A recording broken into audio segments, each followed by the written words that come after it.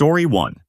My cheating wife's affair led to public humiliation, job loss, and the collapse of both our families.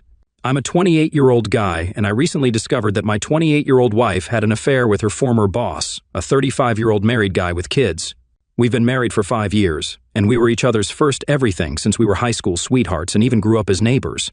Despite both coming from broken homes, we thought we created something different than what we saw growing up. However, now I'm questioning if I was naive this whole time. I work remotely, but my wife went back to in-person work. She works in a field with few women, often feeling like her job is a boys' club. Her affair partner, who was her supervisor at the time, was supposedly one of the good ones, looking out for her at work. Recently, she got promoted to a supervisor role herself, which came with new responsibilities, including occasional business trips. Last week, she went on her first trip from Wednesday through Friday. Before she left, we shared encouraging words. On Monday, she came home early, looking overwhelmed, with a red mark on her cheek. She bruises easily due to her fair skin. When I asked what happened, she just wanted a hug. After hugging her, she confessed to an incident at work that completely shattered my world. She had closeness with her former supervisor during the business trip. I couldn't comprehend it at first. It felt like a cruel joke or a revelation happening to someone else. I stayed silent during her confession, shocked and unable to say a word. Cheating is a touchy subject for me, just like it is for many people. My own family fell apart because of my dad's affair. I caught him cheating and told my mom. Unfortunately, my relationship with my dad is now strained because he blames me for breaking up the family, and he's never forgiven me. My wife witnessed the pain cheating caused in my family, comforting me when we were teens. Now she's the one who's hurt me by doing the same thing to us. Apparently, the man's wife discovered the affair and confronted both him and my wife at their workplace. It turned into a big scene with employees and customers around. The woman insulted my wife, calling her names, and even slapped her. Other employees got involved, and the woman was escorted out of the building. Later, my wife called her older sister, who scolded her and insisted she confess to me about the affair. I still couldn't find the words, but my wife pleaded with me to say something. All I managed to ask was for her to explain what happened on the trip. She shared that on the second day, she went for drinks with other team leads for team bonding. As the night progressed, it ended up being just her and her former supervisor. He made inappropriate comments, kissed her, and things escalated to closeness. I couldn't handle more details, so I stood up, telling her to stop. When she reached for my hand, I moved away, asking her not to touch me. She broke down, apologizing and begging for forgiveness, claiming it was a huge mistake fueled by drinks. Despite her repeated declarations of love, I told her she needed to leave and call her sister to pick her up. She stood up from the couch, crying even more, and tried to hug me, but I moved away again. She pleaded with me not to end things, promising to quit her job and give me full access to her phone, suggesting we do counseling. I couldn't hold it together. I told her that if she wasn't leaving the house, then I would. Without stopping to pack, I went straight for the door. She grabbed my arm, seemingly trying to stop me, and kept begging, saying this couldn't be the end after everything we'd been through. Despite everything, leaving her behind while she was crying tore me apart. It's because I love her more than I ever thought possible to love someone else, but she broke me, tossing away our entire life and future. I ended up at my mom's house, where I'm staying now. Somehow I kept my composure during the drive, but when I arrived, I just cried. I don't think my mom has ever seen me cry as a teen or an adult. The only person who's ever seen me cry is my wife. I told my mom what happened because I didn't know how to keep it from her, showing up like that. She was heartbroken. She and my wife always got along, and my mom treated her like a daughter. That was their relationship. She didn't pass judgment, but said I could stay as long as needed and tried to offer some words of comfort. Since I left, my wife has been blowing up my phone with calls and texts, but I haven't responded. The texts have mostly been begging me to come home, talk with her, asking where I am, and pleading not to give up on us. I feel so broken. I thought I knew what this pain was like, but experiencing it is different. I never thought my wife would do something like this. I always believed cheating meant the end of a relationship, but now I'm considering giving our relationship another chance, going to counseling together to salvage it. I keep thinking about our history, how much I love her, how we always felt like matching puzzle pieces, and how she was there when I thought I had no one. I don't know what to do or how to proceed. I'm at a loss. Update: this week has been incredibly painful. I feel like a helpless child again, witnessing my world crumble without my wife, who has always been my best friend and support. I was certain I didn't know the whole story, so yesterday, I decided to reach out to the other betrayed spouse. I needed to hear her perspective for clarity, as she wouldn't have any reason to lie or withhold information. I found her Facebook account and messaged her on Messenger.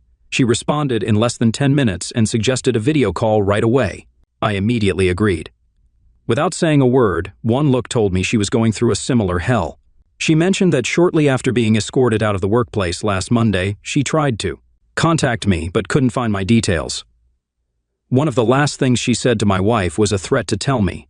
As she said this, all I could think about was how my wife rushed home that day, and her sister told her that I needed to hear about the affair from her. I asked her if she knew more about what happened during the team lead trip or if it was just a one-night stand and how she found out.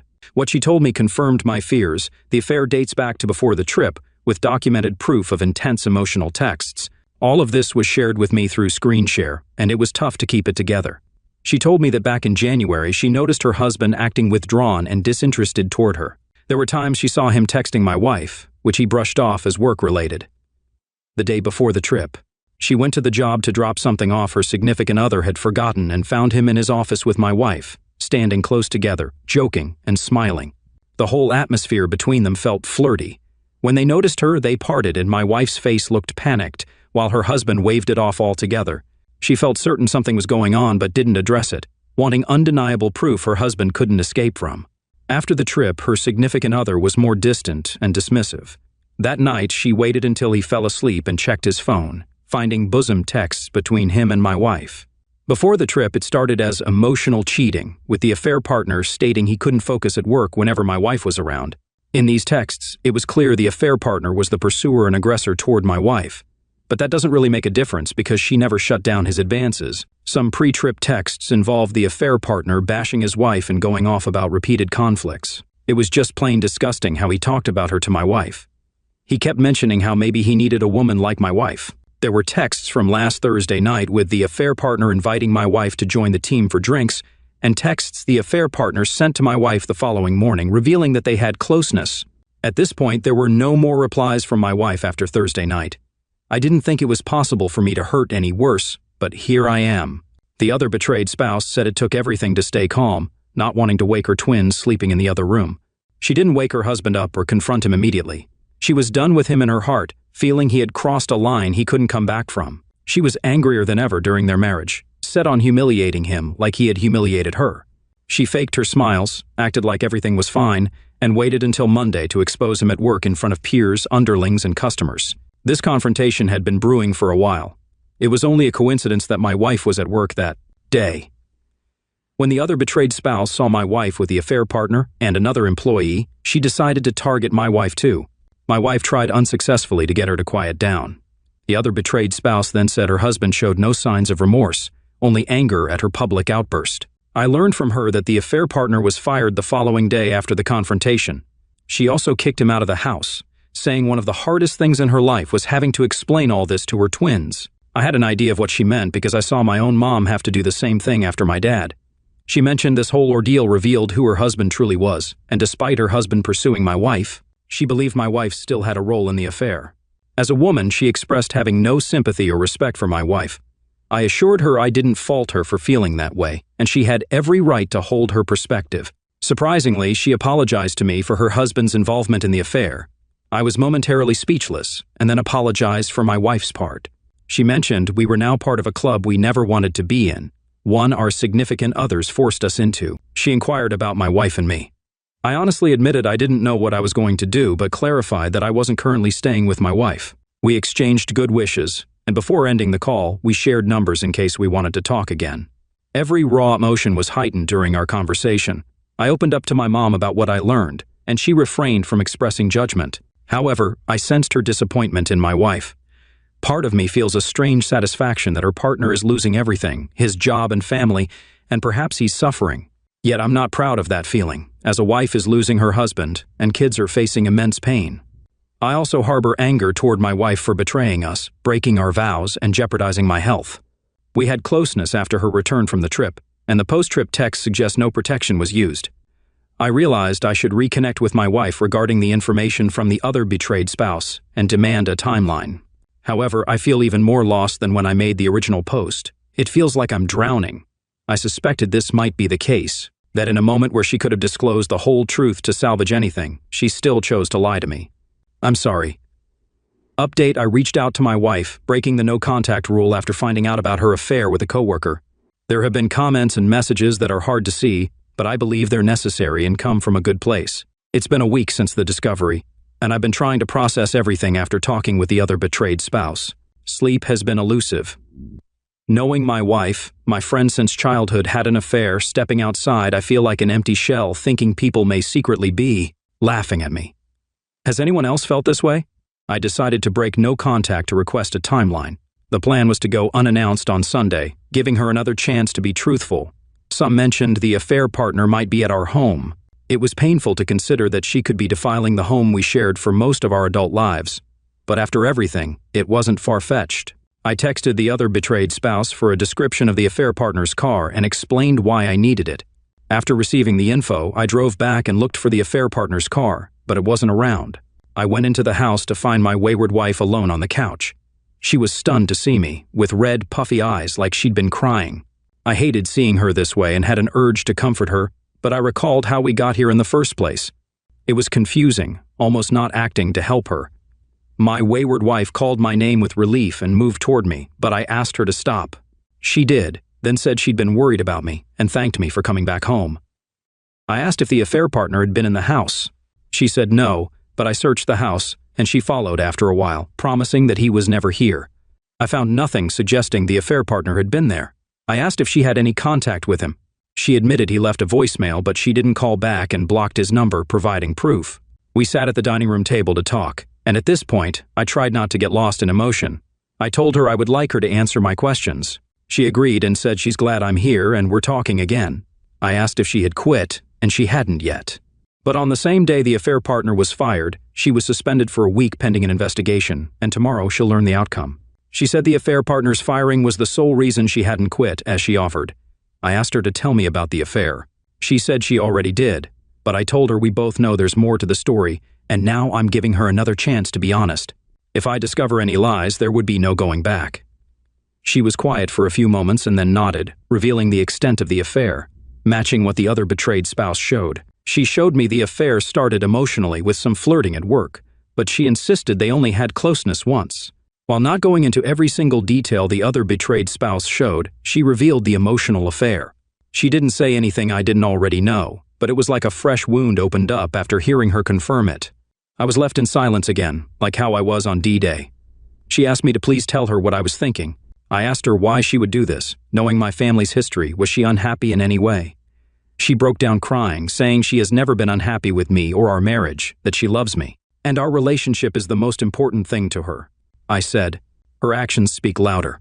She said she doesn't know why she got involved in the affair but never wanted to hurt me, and it's damaging her. That by the time they had closeness, she had made so many mistakes and realized she was in too deep and didn't know how to pull herself out, especially when the affair partner had championed her at work. She told me the affair was no failure on my part, it's all on her. I asked if she felt forced by the affair partner, to which she said everyone loved him and there was a boys' club mentality, and she froze up during closeness. She kept saying sorry, and if she could take it all back, she would. My emotions were slipping, so I tried to speed it along and asked why she would have closeness with me, which she initiated. She only said she felt so disgusted and guilty that she wanted to wash it away by being with me again. I told her she didn't wash anything away, all she did was endanger me to ease her conscience. She didn't have a response, she only kept crying. I then questioned her if she ever intended to tell me. She admitted she wanted to confess but was afraid because she knew that cheating was a deal-breaker for me. Her plan was to fix it by ending the affair and cutting off communication with the affair partner outside of work. She claimed she stopped texting him after they had closeness. I inquired if the affair partner wore a contraceptive, and she disclosed that closeness wasn't planned because she froze up. She didn't mention protection to the affair partner. She expressed deep remorse, acknowledging that she'll never forgive herself and understands my right to feel hatred. The pain she caused me and the no-contact period have deeply scarred her. She pleaded with me to give our marriage another chance, but I compared her to my dad, and that hurt her deeply, although she insisted she was nothing like him. I questioned the difference. When she tried to take my hand, I pulled away. She argued that our situation is different from my parents and begged me to believe we can overcome this, given everything we've been through. I couldn't bring myself to say that. I then requested a timeline, which seemed to terrify her, but I insisted, and she agreed. I emphasized the need for both of us to get tested, and she agreed without hesitation. Struggling to keep my emotions in check, I packed a bag and some essentials. She pleaded for me to stay, willing to sleep on the couch, but I couldn't remain in the same house with her. She professed her love and apologized for everything, but I couldn't respond. When she asked where I was staying, I admitted it was with my mom. She wanted me to convey a message to my mom, but I declined, stating I couldn't be the go-between. I sensed her concern about her relationship with my mom, as she had treated her like a daughter. Despite her request for a hug, I refused and left. Now I'm assessing my options. While she revealed more truth, the reality remains unchanged. I'm uncertain about her claim that she froze up. I'm also hesitant to share the affair with others due to embarrassment. Currently, I'm taking it day by day and would appreciate any advice on how to proceed. The idea of freezing up seems unlikely to me. She still went through with it, and truthfully, they might have had closeness more than once. Doing so without protection feels uncomfortably intimate for a casual encounter. Am I mistaken? Update: I got the timeline from my wife detailing her affair with her coworker. I've been maintaining casual contact with her. She texted about heading to a post-suspension meeting, and an hour later she informed me of her termination. We discussed the STD test scheduled for Thursday. Last night she FaceTimed me, and although I was hesitant to answer, she still looked the same as on Sunday. She mentioned finishing the timeline, and I told her I'd come over tomorrow. She expressed that writing the timeline was one of the hardest things she had done, second only to our current separation. She was trying not to cry, and although I would normally comfort her, I couldn't. My mom offered to accompany me for support. She wouldn't enter the house, just wait in the car, likely concerned about my drive back. I accepted her offer and drove us. My wife was waiting for me inside with a 2-page document, visibly anxious. I sat by her on the couch. It felt like D-Day all over again. I wanted her to read the timeline, and although she was taken aback, fear was evident on her face. We were usually so attuned, and her fear heightened my dread. I said I needed her to do this for me, and after a moment, she did. It was crushing on D-Day, when talking to the other betrayed spouse, when she admitted the emotional affair, and it still was. The timeline covered from my wife being hired through D-Day, detailing how her friendship with her affair partner began. The workplace culture and how the affair partner presented himself were different. He joked with the guys but didn't go along with nonsense, keeping his department intact. Their friendship grew, and he started venting about his home life with her as a listening ear. He probed about her life. She told him about her mom relapsing, and as he grew bolder, she wished she'd spoken up but was blinded by the view of him being one of the good ones at work. Coworkers mocked her for being his favorite. She didn't confide in me because I was dealing with my dad at the time, and she felt her problems were minor, so she vented to the affair partner. This began the emotional affair, and now he knew about issues I wasn't aware of. It hurt to hear because we always kept open communication. There was nothing we couldn't talk about, no matter what was going on. She was my first priority, and I would have been there for her. We were a team, a pair. The affair partner started flirting at work, exchanging texts, and she reciprocated. He hinted at a promotion for her. After the promotion, he hugged her, their first physical contact, joking that she could thank him later. During a team outing, they broke off, and he vented about his wife and kids. They went to his room under the pretense of celebrating her promotion. He turned on music, talked about the view, pulled her close and started dancing. He kept saying how pretty she was. Eventually, he kissed her, and she froze up. Emotions weren't there. The affair partner groped her, and it led to closeness. She didn't peek, and he finished quickly, saying it was a hell of a celebration. She fell asleep, quietly left for her room, went into the shower, and scrubbed her body repeatedly but still felt filthy. She didn't sleep and cried, thinking of me. The next morning, there was only one meeting, but she didn't go. The affair partner called, expressing disappointment and suggesting they stay another day. She was barely replying, lied about being hungover, and he offered to cover for her at the meeting. He tossed around the idea of them staying behind another day. She was afraid to tell me about what happened because she knew how cheating was a deal-breaker for me. She devised a plan to end the affair by limiting communication with her coworker to work-related matters. Returning home early, she was overwhelmed with guilt. When we reunited, she pretended that everything was normal. On Saturday morning, she initiated closeness in an attempt to erase her actions, but the regret intensified, as she had been with her coworker without protection. On Monday, her coworker pulled her aside, and she suggested leaving the past behind as a mistake, but he resisted until another employee intervened. After the confrontation, she called her sister in a state of panic. My sister-in-law found out the same day I did. While there's more to the timeline, I condensed it. As she read, she cried and took brief breaks to catch her breath. I wasn't holding up well either. Despite her repeated apologies and attempts to touch my hand, I withdrew from her, needing to leave. I requested the timeline and departed. Inside my car, I broke down, and my mom, without saying a word, embraced me. I sat there, crying in her arms like a little kid again, in no condition to drive. My mom drove us back. My wayward wife kept calling and texting, bombarding my mom's phone, but I assured my mom that I would handle it. When I eventually called back, she asked if I was okay, and I questioned why in the world I would be okay.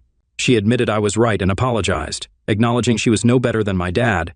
She saw the timeline as a confrontation with herself, gaining clarity. She professed her love for me, emphasizing our journey from friends to best friends and cherishing every moment with me. She regretted her choices at work, acknowledging they were minor compared to the pain I and the other betrayed spouse experienced. She hated herself for potentially losing me and asked if I could find it within me to reconcile. She promised to spend forever, showing me what our relationship means to her and to put in the work to make things right again. I couldn't respond, my right hand shaking. I only stated that I needed some space. Do I regret hearing the timeline? Not really, because I needed to know. Sometimes decision-making is challenging for me, and I might scrutinize it, but once made, I strive to stick to it. That's always been my way. I've always loved my wayward wife. We have been through a lot together, and I don't want to lose our relationship. However, I still feel broken when I think about what has happened. Individual counseling seems beneficial, as I did it for a year after my dad's affair. I also plan to pursue a polygraph and insist on a pregnancy test. Any thoughts or advice on this situation would be appreciated. Update: I found out more details after my wife shared the timeline of her affair with her coworker. Since she read her timeline, there hasn't been a peaceful moment. It's been weighing heavily on me, and I still haven't slept well. I've been reading the timeline at least once every day, and with each reread, I go through a range of emotions: sadness, hurt, anger, and embarrassment. Sometimes I can't even express my feelings in words. I don't believe she was lying or altering the details. Everything aligns with what the other betrayed spouse showed me. I think the timeline had a significant impact on her. While the affair is what it is, I do believe the affair partner targeted her. I'm upset that I was unaware and couldn't protect her. When we were 17, there was a troubling incident with her mom, and she sought comfort at my house. I promised to always protect her. I feel like I failed with the affair partner, not seeing his motives and relying solely on her word. On Friday night, I texted the other betrayed spouse to see if we could talk. I wanted her input and to check on how she and the twins were doing. She called just after putting her kids to bed. She shared the challenges and her focus on the kids.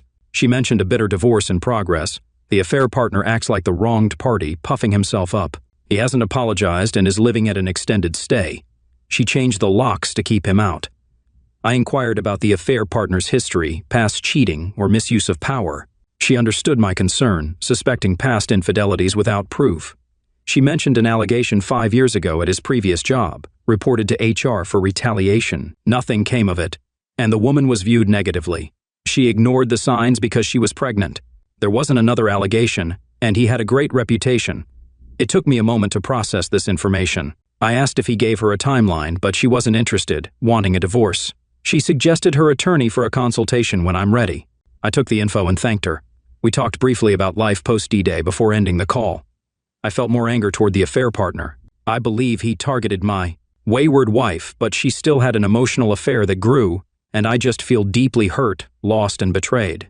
I really hate all of this. Yesterday, I couldn't shake off what the other betrayed spouse said. My sister-in-law called, sounding troubled. She was worried about my wayward wife, believing she wasn't doing well and hadn't been eating. She asked if I had talked to her, but I hadn't since Thursday. My wayward wife has been respecting my request for some space. I didn't like hearing this at all. The thought of my wayward wife going through this, and the days without contact or seeing her, have been really tough. She asked if I could talk to her, but I had already decided to visit her. On the way, I stopped at a local restaurant she likes and ordered her usual meal to go. I went straight to our home without telling her beforehand. Part of me wondered if the affair partner might be there this time, but his car wasn't around. I found my wayward wife on the couch, looking like she was going through hell. Conflicting emotions hit me. Her choices brought this on, but I also wanted to comfort her. She sat up, surprised to see me. She moved to get up, probably to hug me, but she stopped herself. I showed her the food, telling her I needed her to eat. This caught her off guard, and she said I didn't have to, but I insisted. I helped her settle at the table, got her a drink, and she started eating. I asked about the affair partner, if he's been to the house. She said no. I asked to see her phone, and she handed it over without hesitation. While she ate, I checked her phone. There were no new messages with the affair partner, and his number was still blocked. After she finished eating, I mentioned her sister's call, which surprised her. She promised she didn't ask her to do that and respected my space request, but I said it was okay.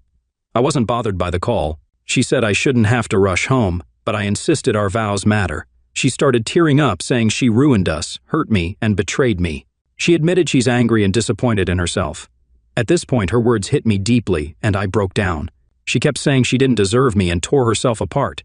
She said I must regret being with her, and I cut in, saying my whole life was wrecked, but I didn't regret her. I reminded her of our history, the time she saved me, and how I never wanted to be apart from her before D-Day. We just cried without saying another word. I told her I needed to go, and as I left, she thanked me, understanding my need for space. She's not giving up on us and plans to start individual counseling. I nodded. My first counseling session is scheduled for Monday, but I still don't know how to proceed or feel any less lost. Every imaginable emotion is wrecking me, and I feel trapped in a maze. Story 2. I made a mistake and cheated on my husband, but now he's ghosted me without a word. I made a dreadful mistake, and I'm afraid I'll have to face the consequences for the rest of my life. You can call me Cindy. I'm 23 years old, and my boyfriend is Cameron, 25 years old. Both of us hail from a small town in Oklahoma. Given that he was a couple of years older than me, we were acquainted but hadn't really connected on a personal level. Our opportunity to get better acquainted came just over 3 years ago at the grocery store where I was employed as a cashier. Whenever Cameron returned from college during weekends or breaks, he would frequently visit our store to grab pre-made meals and a kombucha tea for lunch. I typically worked the express checkout, and if he happened to be there when I was on duty, he'd opt for my register. He always conducted himself with politeness and kindness, and I found him incredibly endearing. The sound of his voice had a way of melting my heart and sending shivers down my spine. I attempted to drop numerous subtle hints to express my interest, but he didn't seem to pick up on them. Then, one day, when he was checking out and my line was moving slowly, I decided to strike up a conversation by asking him about his major. I continued asking questions as a way to demonstrate my interest, and after roughly 10 minutes, he finally caught on. Just as a couple of shoppers with baskets started heading towards my register, Cameron remarked, "Looks like you're getting busy here. Let me give you my number," and he jotted it down on the receipt I handed him. He departed and suggested that I should call him whenever I had some free time. This occurred on a Saturday, and my work shift ended at 3 p.m. The moment I finished work and reached my car, I dialed his number, and we conversed for a solid 2 hours.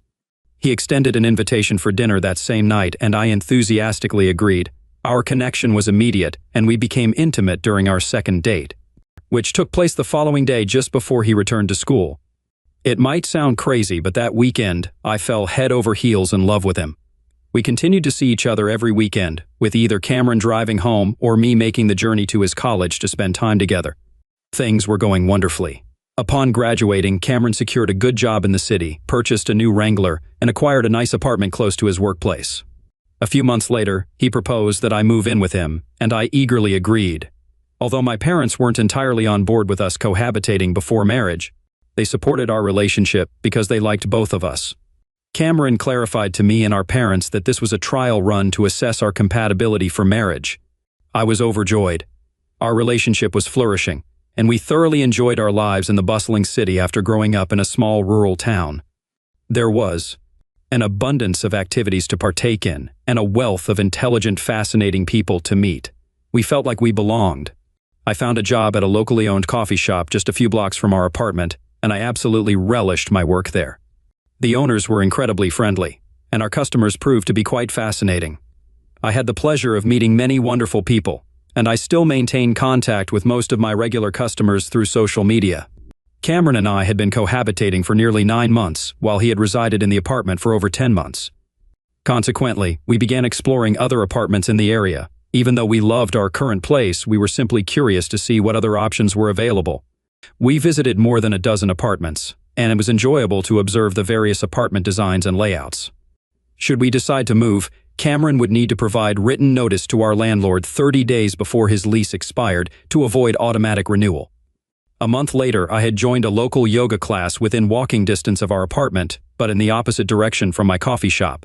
One of the regulars at the yoga studio happened to frequent our coffee shop as well. Let's call him Ed for privacy reasons. Ed was an attractive older gentleman with a well-built physique, and I estimated his age to be in his late 40s, around the same age as my parents. Ed had always been exceptionally friendly to all of us at the coffee shop, engaging in extensive conversations with everyone, not just me. He would spend a couple of hours daily working on his laptop at our shop. Ed had mentioned that he was an entrepreneur. and I assumed he must have been successful since he drove a new Bronco and dressed in stylish clothes with matching shoes and jewelry. To get to the point, one day I struck up a conversation with Ed and inquired about yoga, as I was intrigued by his evident passion for it. I asked if he would recommend the yoga studio he frequented. He recommended that I give yoga a try, mentioning that I would likely enjoy it. I decided to visit the yoga studio myself, and after touring the facility I found it appealing. Moreover, it was conveniently located within walking distance of our apartment.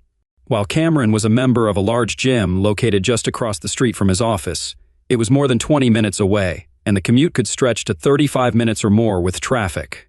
I didn't want to drive my old, beat-up Saturn such a long distance. I began attending yoga classes and quickly developed a strong fondness for it. Typically, I would head to the studio immediately after my work shift ended at 2 p.m. This schedule worked out perfectly as I followed a routine of working from 6 a.m. to 2 p.m., attending the yoga studio until 3:30 p.m., and then returning home to prepare dinner for Cameron. During one of my shifts at the coffee shop, Ed inquired about my experience at the studio. I expressed my enthusiasm for it and thanked him for the recommendation. He asked about the time I went, and I informed him that I attended right after work at 2 p.m. Ed mentioned that he might start attending classes around that time as well, explaining that he planned to incorporate hot yoga into his routine a few days a week, with those classes starting at 1:30 p.m. Additionally, he revealed that he spent 3 to 5 days a week at a local gym engaging in weightlifting and boxing. A couple of days later, I encountered Ed at the yoga studio. We engaged in conversation just as we had done at the coffee shop, and he eventually convinced me to try a hot yoga class. I gave it a shot and found that I loved it. As time passed, we began spending more and more time together at the studio, taking classes together.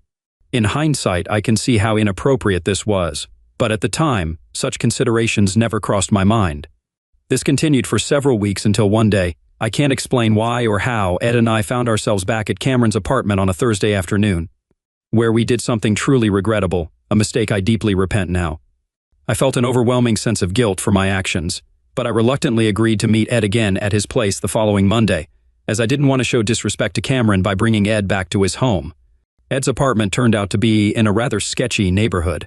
It was quite sparsely furnished, featuring only a couple of old chairs, a television, a small dining table with 2 chairs, a modest double bed, and an aged dresser. It wasn't what I had expected, and I considered leaving. In retrospect, I wish I had, but I didn't want to come across as impolite. It became evident that Ed was not the prosperous entrepreneur I had assumed him to be, as he seemed to have invested most of his money in his car, clothing, and jewelry rather than his living space. Following that encounter, I informed Ed that we needed to terminate our relationship because I loved my boyfriend and didn't want to jeopardize what we had. Ed regarded me cynically and chuckled, suggesting, "You can't possibly love your boyfriend if you just did what you did, can you?" I replied, "I do love him more than anything." He retorted, "Well, you may love him, but your desire for me outweighs your feelings for him by far." It was a harsh reality check for me, and I insisted, "No, that's not true." I gathered my belongings and left Ed's apartment. As I exited, I felt tainted and incredibly foolish for my actions. This wasn't characteristic of me. I promise it's not. I don't know, but what happened with Ed occurred during a time of the month when my hormones often feel uncontrollable. This isn't an excuse. I'm simply attempting to make sense of my actions. I spent the rest of the afternoon in tears until Cameron returned home. We had dinner, watched TV, and relaxed on the couch, but I noticed that Cameron seemed distant.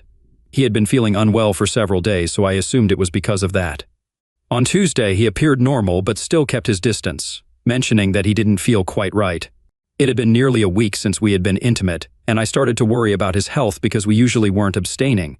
Looking back, I suspect he might have known about Ed and me and was keeping his distance. On Wednesday, I got home just before 3 p.m. and reached for my apartment key, but it wasn't on my keyring. I began to panic, wondering if it had somehow fallen off. The key itself wasn't broken, and all my other keys were still there, but the apartment key was missing. I considered the possibility that it had broken off, but I couldn't figure out how. Then the thought crossed my mind, could someone have taken it off my keyring to gain access to our apartment? In hindsight, I realized that Cameron had removed it. I tried calling Cameron multiple times and sent him text messages, but there was no response. This was unusual because he typically would send a quick text saying he was busy. I decided to go to the apartment office and ask them to let me in, as they had keys to all the apartments in our building. I explained the situation to one of the coordinators, who then went into the manager's office and closed the door. A few minutes later, they called me back into the office and asked me to take a seat. The manager explained to me that Cameron had moved out that morning and provided a letter to terminate the lease at the end of its 1-year term. Upon hearing this, all I could manage was to utter a shocked "what?" before bursting into tears.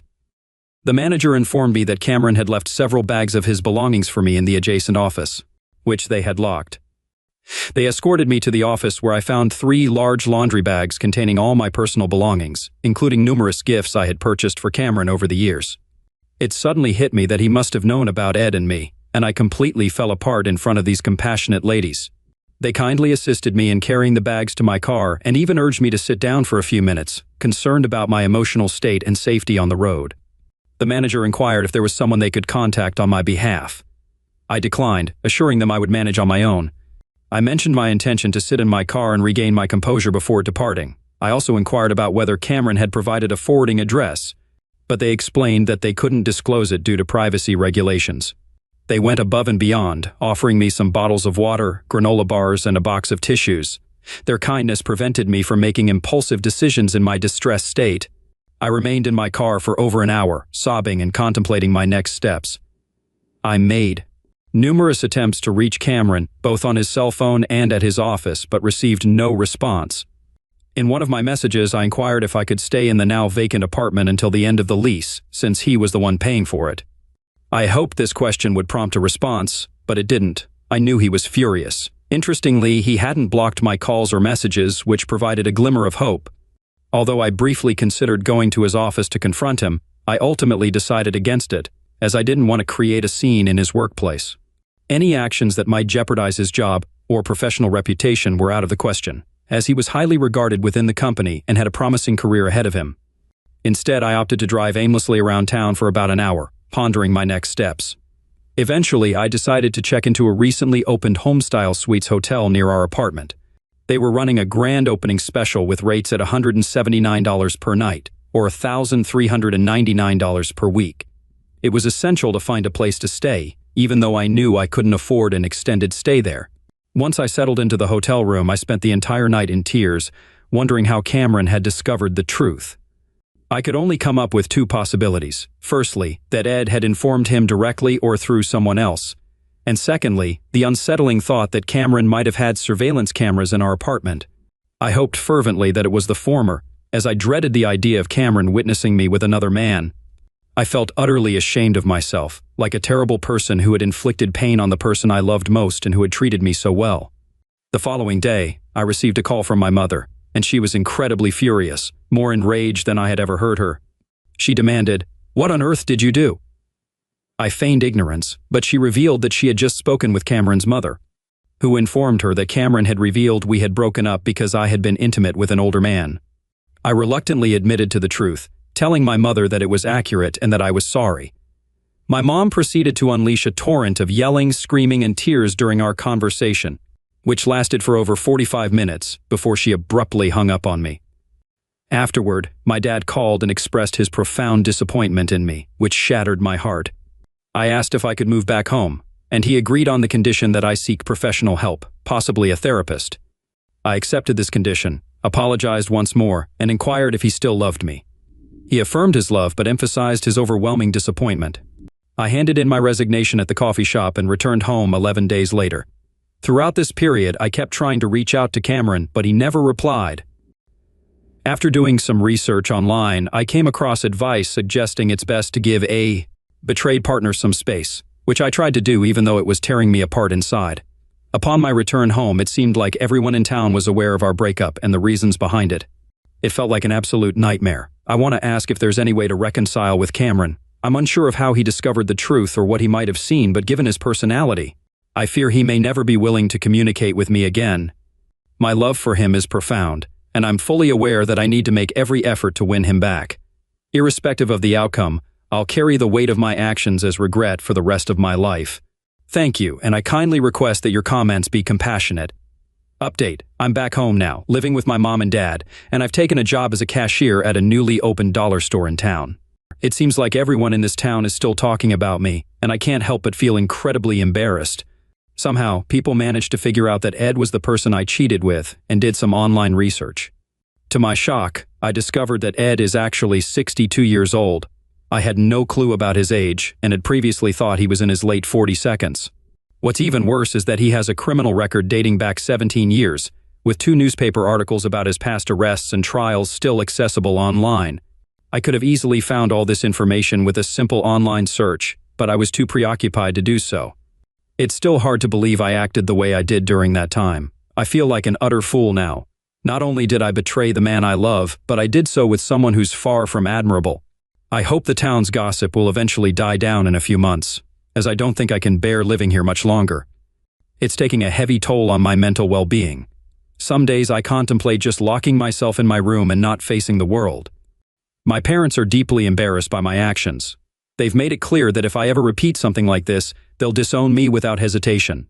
They believe I've brought profound shame to the family, which has only intensified my feelings of self-disgust. I've been grappling with severe depression as a result. Throughout this entire ordeal, Cameron has not reached out to me. We haven't exchanged a single word since the night before he locked me out of the apartment. I just wish he would pick up the phone and express his anger, or any emotion, really. At this point, all I want is to apologize to him face to face.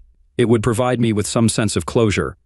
I've been in therapy for a couple of weeks now, and it's been helpful. My therapist is compassionate but also quite straightforward. Following her advice, I've refrained from trying to contact Cameron and have started focusing on self-improvement. She pointed out that I've already extended my apologies through text and voicemail. Cameron is aware of it, but evidently he wants nothing to do with me at the moment. Over the past week, I've concentrated on my job, maintaining a healthy diet, getting enough rest, and taking long walks. I do feel better, but I still miss my partner. I'm taking each day as it comes, hoping for a reconciliation with Cameron, but also preparing for the possibility that it may not happen. I have no intentions of dating anyone anytime soon, despite receiving requests from 4 customers at the store. My heart and mind are still firmly under Cameron's influence. I don't anticipate providing any further updates unless we manage to reunite. Best wishes, and thank you to all of you. Alright, that was a fun story. Now let's move on to another exciting one. Stay tuned, and let's dive in. I'm almost done with my divorce after being married for 23 years to my wife, Connie. We got married when I was 23, and she was 21. We met at college during my 3rd year, and we quickly got together. We knew we would get married, and we did, right after she finished college. I found a job at a company near where I grew up. My parents ran a working farm there, with 8 full-time and 45 seasonal workers. I grew up working on the farm, and so did my brother Bill. He's 3 years younger than me, and he didn't go to college. Instead, he worked as a laborer on the farm. Over the years, Dad tried giving Bill different management roles, but he preferred being a farm laborer, doing his job and getting paid. He continued doing that until he passed away from cancer earlier this year. The farm has nearly 700 acres and 3 houses. My parents live in the main house, which is set back from the main road and also houses the farm office. My brother lived in the small carriage house where the driveway meets the main road. My wife, kids, and I live in a farmhouse that's 3/4 of a mile down the main road from my parents and brother. My parents purchased the neighboring property through the business to expand the farm and preserve the farmhouse. All 3 homes belong to the Family Farm Corporation, and my brother and I lived in our homes without paying rent. My parents are the only officers in the company, but they arranged it so that my brother and I would inherit the farm when they passed away, with Bill receiving 45% and me getting 55%. I was given the majority control because I helped them manage the farm alongside my regular job. I didn't receive payment for this work, but we lived without paying rent on the property, and of course, I would eventually inherit the majority ownership. It was an ideal family setting, and we all loved it here. My oldest child is a 21-year-old girl, followed by a 20-year-old boy, a 17-year-old boy, and our youngest, a 15-year-old girl. Life was wonderful for all of us, and I had a very happy and loving marriage with Connie. Our children were amazing, my job was going smoothly, and the farm was doing great. I've given you enough background to understand the situation, so now let me address the main issue, which is the reason for this message. Around 3 years ago, my brother got diagnosed with cancer. He wasn't good at taking care of himself and didn't seek treatment until his symptoms became unbearable. By the time they found the cancer, it had already spread to other parts of his body. He went through a tough time with chemotherapy and radiation treatments. It really took a toll on him, but he continued to work. Unfortunately, Bill passed away earlier this year, and it was a very emotional time for all of us, especially me. Bill looked up to me as his role model, and I helped him with several problems he faced throughout his life. Bill's routine was mainly going to work and then spending the rest of his time at bars and social clubs in town. He had a drinking problem that I helped him overcome 4 years before he passed away. He also had serious tax issues, which I helped him sort out. He was the type of person who struggled with life's basic tasks, and I was always there to support him. Because of this, we were very close. My wife and kids also cared for him, but they saw him as the eccentric Uncle Bill. He wasn't unintelligent or lazy. He simply lacked ambition or a desire to improve himself. Over the years, Bill had several girlfriends, but none of those relationships lasted. Most of them were women he met at the bars. He did date a nice girl once, and I thought it might lead to something more, but she eventually left him because of his drinking. My parents accepted Bill for who he was and didn't pressure him. They loved him unconditionally, just as they loved me. In his will, Bill named me as the executor of his estate and specified that I should receive 100% of all his assets. This included a life insurance policy, a small checking account, and his personal belongings, such as his motorcycle and truck. About 2 weeks after his funeral, I was at Bill's place, paying bills and going through the piles of paperwork he had on his kitchen table. I found a statement from an out-of-town bank. There, the account had over $70,000 in it. I was really surprised by the amount, but what surprised me even more were the names on the statement. The account was in Bill's name, and my youngest son, who I'll call Joe, was listed as the payable-on-death beneficiary. This confused me. I wondered why my brother set up the account like this and why he chose only Joe as the beneficiary. Bill wasn't any closer to Joe than my other kids. In fact, he was probably closer to the rest of my kids than Joe. I was puzzled but couldn't figure it out. I thought about calling my wife and parents to tell them, but then I decided not to do it just yet. The next day, I went to the bank. Since I was the executor, I could find out that Bill opened the money market account a month after Joe was born and regularly added money to it every 2 weeks. At this point, I started thinking, there must be some connection between Bill and Joe. I even wondered if Bill and Connie had an affair. Was Joe actually Bill's son? It was making me really anxious. That night, I went back to Bill's house and went through his files trying to find something that could give me a clue. I spent hours searching through everything in the house, and then I found it, something that changed my life forever. It was 2 old photos of my wife. In one, she had no shirt on, and in the other, she was holding a beer and wearing nothing at all. Both photos were taken in Bill's bedroom. My whole world fell apart. I stayed at Bill's house for several more hours that night, going back and forth between crying and feeling angry. Eventually, Connie called and asked what I was doing, so I went home. I didn't confront her right then because I needed time to think about what I wanted to do. I actually considered just ignoring what I had found. After all, the pictures were from years ago, and my brother was no longer alive. But I quickly realized I could never live with myself if I ignored it. What I decided to do first was to tell my parents what I had discovered, and that's what I did. The following day, I took the afternoon off and met with them at the farm office. I showed them the bank account and then showed them the pictures of my wife. My parents couldn't believe it. They were both upset and disgusted by what I had found. They understood the situation just as well as I did. They asked me what I was planning to do. I told them I intended to talk to Connie, and if it turned out to be true, I would file for a divorce. They understood, but my mom advised me to listen to her and think carefully before taking any action. That evening, after dinner, I took Connie with me to Bill's house. She thought we were going there to help clean and organize things. When we entered the house, I sat her down and said, "We need to talk." Then I got a packet containing the bank statement and pictures of her. I gave her the bank statement first. She looked at it and just said, "Wow." She couldn't believe that Bill had saved so much money. I asked her if she noticed anything unusual on the statement, and she said, "No, just the amount." I then asked her to read the entire statement aloud, starting from the top.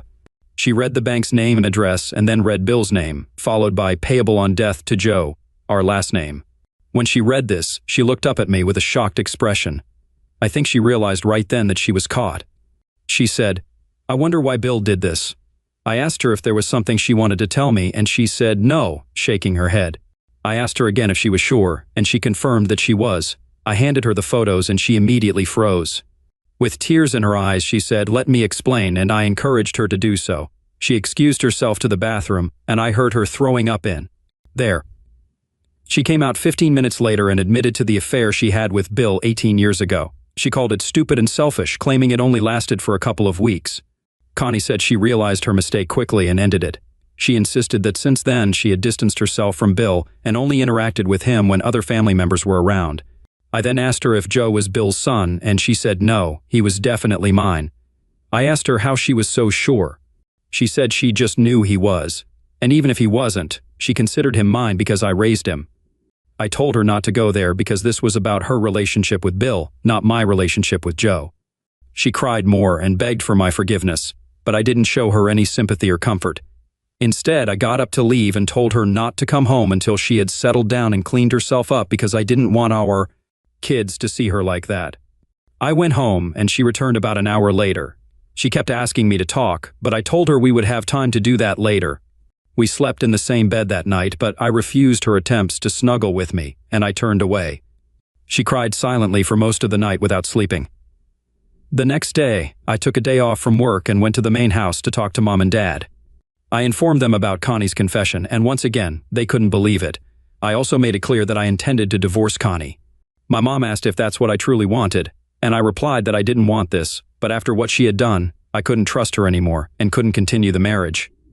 After meeting with my parents, I returned home and told Connie about my decision to file for divorce. She completely broke down and begged me, saying that this all happened a long time ago and that she knew Joe was my son. I told her again that Joe wasn't the issue, and my love for him wouldn't change, no matter who his biological father was. I explained that this was about her and me, and she had betrayed me in a significant way. I emphasized that it didn't matter if it happened 18 years ago or even 1800s years ago. In the afternoon, I met with the lawyer we use for the farm. He recommended a divorce attorney who was a friend of his, and I had an appointment with them later that day to start the divorce process. Since the farm and the 3 houses were part of the corporation, they weren't at risk in the divorce settlement. However, the attorney explained that our other assets would likely be divided evenly, even with the infidelity involved. He also mentioned that because my wife had never worked outside the home, I might have to pay spousal support for at least 5 years, possibly more. He said we would fight this in court, but based on his experience with similar cases, that was the expected outcome. I was prepared for this, and money wasn't my primary concern. I just wanted to end the marriage. When I got home, I told Connie about the attorney's advice, and she became very upset. She cried and begged for a second chance, but I kept telling her no. Then I informed her that I would be talking to the kids that weekend. I mentioned that I would first talk to Joe and then meet with the rest of the kids together with Joe to tell them about the situation. She asked if she could be part of the meeting, but I told her no, she could meet with them after I had talked to them.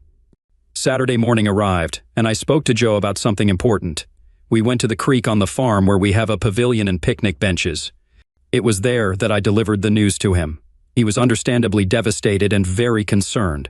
He asked me if I would still love him if he wasn't my biological son. I reassured him that I absolutely would. I told him not to worry about that because whether he and his siblings were biologically mine or not, my love for them would stay the same. I explained that the issue was between his mother and me, and that he and his siblings were not at fault. I also made it clear that I would be divorcing her, emphasizing that it was entirely due to the affair with Uncle Bill and had nothing to do with him. We sat there talking for a couple of hours. I informed him that the next step was to meet with his siblings whenever he felt ready.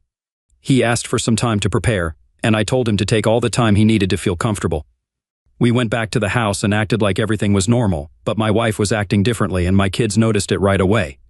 We spent most of the afternoon by the pool, playing games like cornhole and tossing the frisbee. It seemed like a typical summer weekend for us, except for the dark secret that was about to be revealed.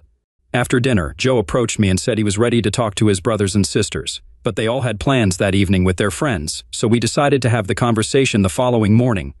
We all got up the next day, had breakfast, and went to Sunday church services as we usually did. After church, we returned home, and I told the kids that I needed to talk to them privately on the back patio. My daughter asked if Mom would be joining us, and I said not right now, but she would meet with them later. This made the kids uneasy. I shared the news with them, and it was difficult to see the shock on their faces. They reacted as you might expect, disbelief followed by anger and then sadness. I explained that I would be divorcing their mom, and they all started to cry. We had a long conversation, and eventually they understood my decision. My daughter expressed her anger and said she didn't want anything to do with her mother. I advised each of them that they are young adults and should process this in their own way. I also encouraged them not to judge their mother based solely on this situation, but to consider their entire relationship, which had been very good. They agreed, but they were still angry, and none of them wanted to meet with her right away. I mentioned that I wanted to get DNA tests for each of them. I told them that their mom claimed she was with Uncle Bill for only a short time, but I wanted the DNA tests for my own peace of mind and to know the truth. I assured them that if the test showed that any of them weren't biologically mine, it wouldn't change anything because they were legally my children, and I would love them the same way, even if they turned out not to be my biological kids. Later that evening, their mom met with them in the dining room, and it was a highly emotional conversation. I was outside during that time but could hear parts of their discussion. In the end, the kids told their mother that they loved her, but they would never see her in the same way, and probably wouldn't forgive her for what she did to me and our family. This was incredibly hard for her to hear, but she deserved it. From that night until our divorce was finalized, my wife slept in the guest room. The divorce process took nearly 8 months. During this time, my wife tried to convince me daily to stay together and seek marriage counseling, but I didn't change my mind. 3 months after the day I found out about the affair, my parents received a significant offer from a developer to buy the house my family lived in, along with the surrounding 80 acres, for a considerable amount of money. My parents and I decided to accept the offer as a business decision, so my wife, our 2 youngest kids, and I moved out 60 days later. My wife moved into a 3-bedroom apartment in town, and this is when the reality of everything hit her hard. She became very depressed to the point where she needed multiple medications to cope. I temporarily moved back into my parents' home. During this time, I decided to build my dream house on the backside of the farm, something I had wanted to do for a while, and this seemed like the right opportunity. I worked with an architect to design the house, which turned out to be a mid-sized log cabin with 3 bedrooms. The house is now finished, and I live there with my 2 youngest kids.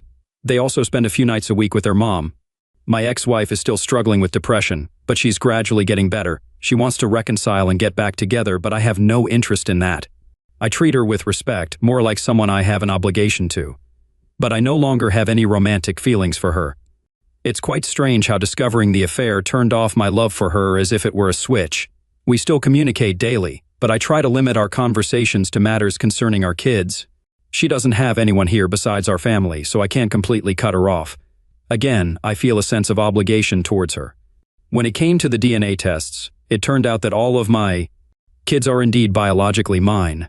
Phew, all the stress, drama, and sleepless nights were unnecessary, but I needed to find out. However, this didn't change my feelings toward Connie. She betrayed me in the worst possible way, and I'll never forget or fully forgive her. I still can't figure out why Bill named Joe as the beneficiary on that account. My ex insists they never talked about paternity, and I believe her in this regard. Perhaps Bill simply assumed or maybe even wished that Joe was his. In general, I feel content with where I am now and the relationships I have with my kids and my ex-wife. Even though I'll never trust her again, I do care about her and want her to have a happy life. I'm not sure why I decided to share this, but putting it into words has made me feel better and has made me even more grateful for how things turned out. If you've made it this far, thanks for reading my story, and I wish you all the best of luck. Story 3. My spouse and I are employed at the same marketing firm. Lucy holds the title of customer ambassador, though the specifics of her role remain elusive. I'm Mark, leading the IT team. Things were going smoothly. We were both employed, and Happy had just finished renovating our rundown house. We have 2 lovely children, Emma, 13, and Daniel, 11. We live near our families and have close friendships. Both over 30, we complement each other well, though she surpasses me in looks, standing at 1.75 meters with long blonde hair and captivating blue eyes. Lucy claims her family resides in Sweden, and she embodies a slim Scandinavian appearance. Energetic and vibrant, she never seems to stand still. I stand at 7.5 centimeters tall with sandy hair and prefer endurance sports like cycling and running, resulting in a slim, physically fit physique, albeit not overtly athletic. I was taken aback when invited to a long weekend on a private island owned by one of our firm's clients. Our CEO, Jack Edwards, explained that he, along with his wife Margaret, several directors, and their partners would attend. Lucy was also invited due to her role as the client's main contact. It seemed I was there for number crunching, but hey, don't question a good opportunity. Jack emphasized the client's wealth and potential significance to our firm, mentioning an early Friday departure and Monday return on a private charter with all expenses covered. Lucy seemed well informed, having worked closely with the client for months and eagerly anticipating the free weekend. Although I inquired about the plans, she didn't have much information, so I asked about the client. Lucy explained that his name was William Fellows, in his mid-40s, exuding confidence and inheriting a family fortune. She seemed somewhat fascinated, describing him as assertive and reserved. Great, I thought to myself, he sounds like an arrogant idiot. but I decided to keep that observation to myself until the weekend. 2 weeks later, on a Friday morning, we found ourselves aboard a private charter plane. I must admit I was impressed. If the island belonged to him, it must be quite luxurious. I wasn't sure what to expect, but it appeared vast, perhaps 5 miles long and a couple of miles wide. As we approached for landing, it resembled a 5-star resort, with main buildings positioned behind a crescent-shaped white sandy beach. Lucy was thrilled, and the others shared her excitement. After settling into our rooms, we joined our host for lunch on the veranda overlooking the bay. Though I was initially wary, William seemed affable, and Lucy even downplayed his appearance, comparing him to George Clooney. He thanked us for coming and encouraged us to relax. We conversed with other couples from our firm and met a striking brunette named Charlotte, whom I assumed was William's companion for the weekend. Apart from the waitstaff, there was a man who appeared to be a security guard, lingering in the background. I wondered what threats William faced, requiring protection even on a secluded island. William greeted Lucy warmly, and they seemed at ease in each other's company. She, along with the others, appeared to heed his words, likely due to his generosity as a host and his importance as our firm's most valuable client. We had an excellent afternoon snorkeling, kayaking, and simply lounging around in the bay. Refreshments and food were readily available. Later, we all gathered for dinner with the group, enjoying a laid-back and amiable atmosphere as we engaged in conversations in small groups. Charlotte approached us, introducing herself warmly and sharing anecdotes about her upbringing in England. Despite giving the impression of coming from a well-off family, she seemed genuinely pleasant. I pondered whether she was a model or perhaps didn't have a need to work. To my surprise, she displayed flirtatious behavior toward me, even in Lucy's presence. I skillfully evaded her advances, attributing it to her overly friendly nature. With no childcare responsibilities and the serene setting, it was an ideal setup for a romantic evening. Lucy was especially affectionate, and our lovemaking was passionate. She professed her love for me repeatedly, making it one of the most memorable nights in a while. Perhaps there was merit to the notion of a love island after all. I hoped for a repeat the following morning, but Lucy promptly got ready for breakfast, prompting me to finally get out of bed and join her. As she conversed with Jack and William, I wondered if work matters were on their minds, given their slightly tense demeanor. Maybe William was exploiting the weekend to discuss work-related issues. Approaching them, the conversation appeared to falter briefly, and after a quick snack, we and the others continued to enjoy another delightful day by the pool. On Saturday, we ventured out for dinner, and I couldn't help but notice Lucy's enhanced attire. She looked stunning in a red satin evening dress and high heels. Following dinner, William requested a few minutes of our time. We agreed and followed him into the office, accompanied by a security guard. William took a seat in a plush leather chair while I settled onto the sofa opposite Lucy, observing her slight distance from me. After a prolonged pause, William mentioned that he had a proposition for Mark, stating it was of a personal nature. Mark responded affirmatively, maintaining composure despite feeling completely astonished. William elaborated, expressing his enjoyment of working with Lucy and the bond they had developed over the past few months. He hinted at a proposal, expressing his desire to spend the remainder of the weekend with Lucy. He offered compensation for her time away from me, proposing to transfer $100,000 into our joint account. I chuckled, assuming it was a jest, and couldn't resist making a quip about his generosity compared to a famous movie offer. However, the room fell silent, with no one joining in the laughter. William continued, "Just like in any other business, I'm open to negotiating the price to get what I desire. Plus, Charlotte will be in a tough spot, and I'd appreciate it if you'd agree to entertain her." I glanced at Lucy, anticipating a smile, but instead she looked concerned. "This isn't a joke, Mark," she said firmly. "William invited me to join him, and I think we should seriously consider this offer."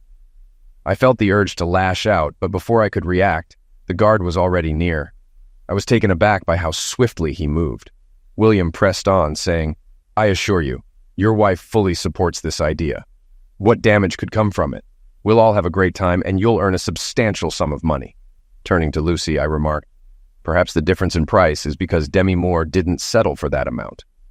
Lucy winced at my comment, but wisely chose to remain silent. My mind raced as I struggled to think clearly, my breathing growing labored. I glanced at the guard, whose demeanor had shifted entirely. He appeared wary, focusing intently on my movements, and with good reason, given my strong desire to strike William. "What's your name?" I asked, my voice strained. "Ex-military, judging by your demeanor. You must deal with this sort of thing often." "Shane, sir," he replied calmly. "I can't comment on this matter. And if you were to attack your boss, I reckon I could handle you." Shane flashed a smile. "Perhaps just to prevent you from doing so, sir." Turning back to William, I retorted, "It's fortunate you brought him along. Otherwise, I might have knocked you senseless." William remained unfazed. "Let's not rush, Mark. Much depends on this." Lucy interjected, urging me to consider. "Think about it, Mark. Just a few days, and money could change our lives forever." I was devastated. It was evident that Lucy was on board and even instigated this plan. "Tell me, dear," I pressed, "did the offer of money sway you to agree to this?" With no response from Lucy, I continued, "I suspect Charlotte was offered as an added incentive. Who is she? A fancy woman?" William responded, "Charlotte is a close personal friend of mine. In addition to her wealth, she's an elite escort who only takes contracts that pique her interest. Rest assured, you'll have an extraordinary experience with her."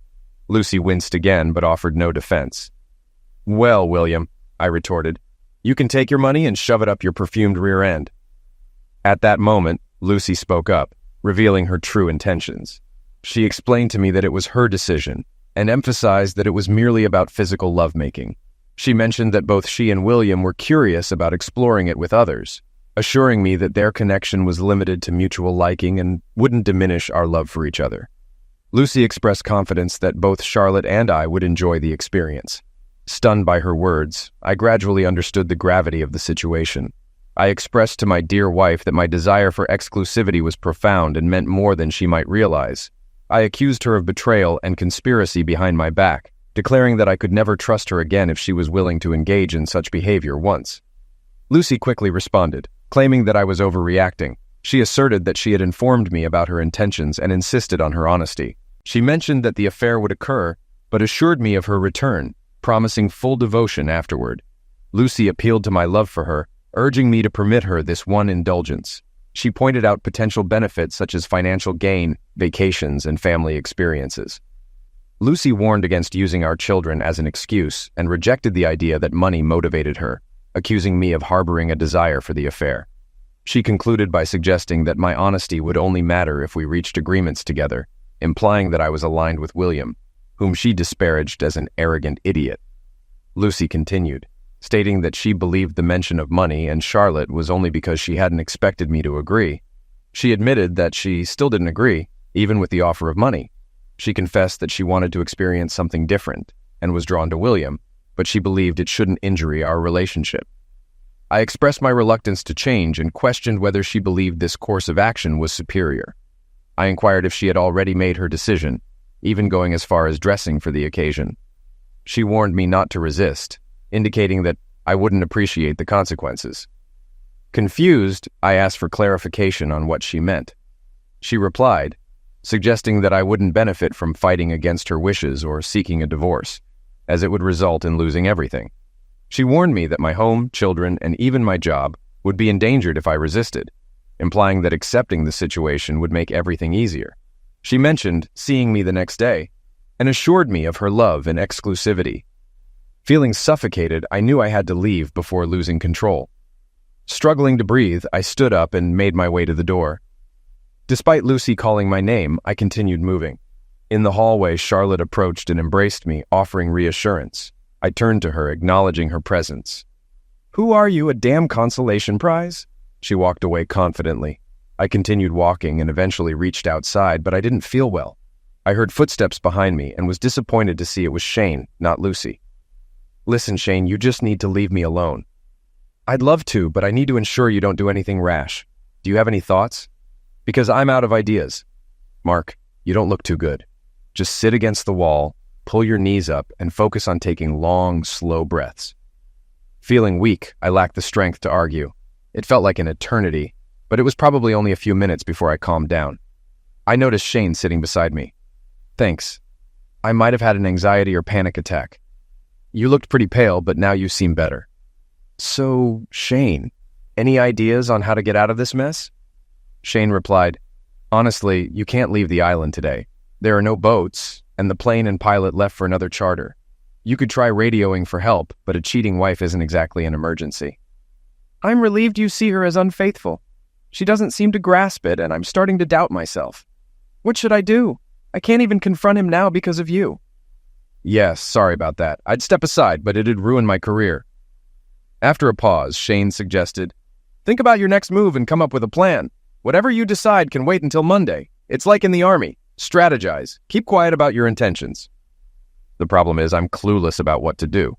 They seem to have everything figured out, and I'll just have to endure tomorrow and Monday while you babysit me. After a pause, Shane continued, "There's a cargo ship arriving early Monday. You could hitch a ride if you want to avoid the plane. With everyone else leaving, they can't stop you. No one wants to be accused of kidnapping. I can even accompany you." This deal is losing its appeal. I don't like being on the wrong side, even if it's well-paying. "Okay, that's helpful. I just need to get through tomorrow. How about we go hiking around the island tomorrow morning to distract you, and think about Charlotte. She seems nice, and you've got nothing to lose. If you don't want to go back, you can crash in one of the booths tonight." "No, I think our room is empty. I'll head back there. Maybe she'll change her mind." Of course she didn't. Surprisingly, I fell asleep, probably from exhaustion. The next morning, I changed into my workout clothes and hurried downstairs, hoping to avoid everyone and go on my hike with Shane. Unfortunately, the dining room fell silent as soon as I entered. I quickly grabbed some fruit and heard murmurs of reassurance that everything would be fine. Then CFO John Cousins approached with his wife. "Look, Mark, we've all been through this. Just go with it. It's not personal. He dallies with other wives, then moves on. And he's very generous." When he uttered those words, I noticed his wife's neck flush red. In that moment, Lucy and William emerged. She appeared utterly pleased with herself. Radiant, I'd say, until she caught sight of me. Her smile faded. She released that idiot's hand and approached me, intending to kiss or hug. I held her at arm's length and surveyed the room. God, I thought, what a damn idiot. Everyone knew what would happen before the weekend even started. What an absolute fool I was. I stepped out. Lucy implored, "Please stay, Mark. Let's chat with the group and have another good day together." Scanning the room again, I found all eyes fixed on me, some anticipating, others amused by the scene. "No, he paid for you and can keep you. But before I go, I need to address the group. I believe this weekend has been planned for some time, and you all have been in on it, so it's only fair that you hear me out." All members of the group exchanged shocked looks, nervously glancing at each other. "Jack and Margaret, I wouldn't have come this weekend if it weren't for you. I never imagined you'd be involved in something so vile. You know and condone what he does, like some sick voyeur fan club.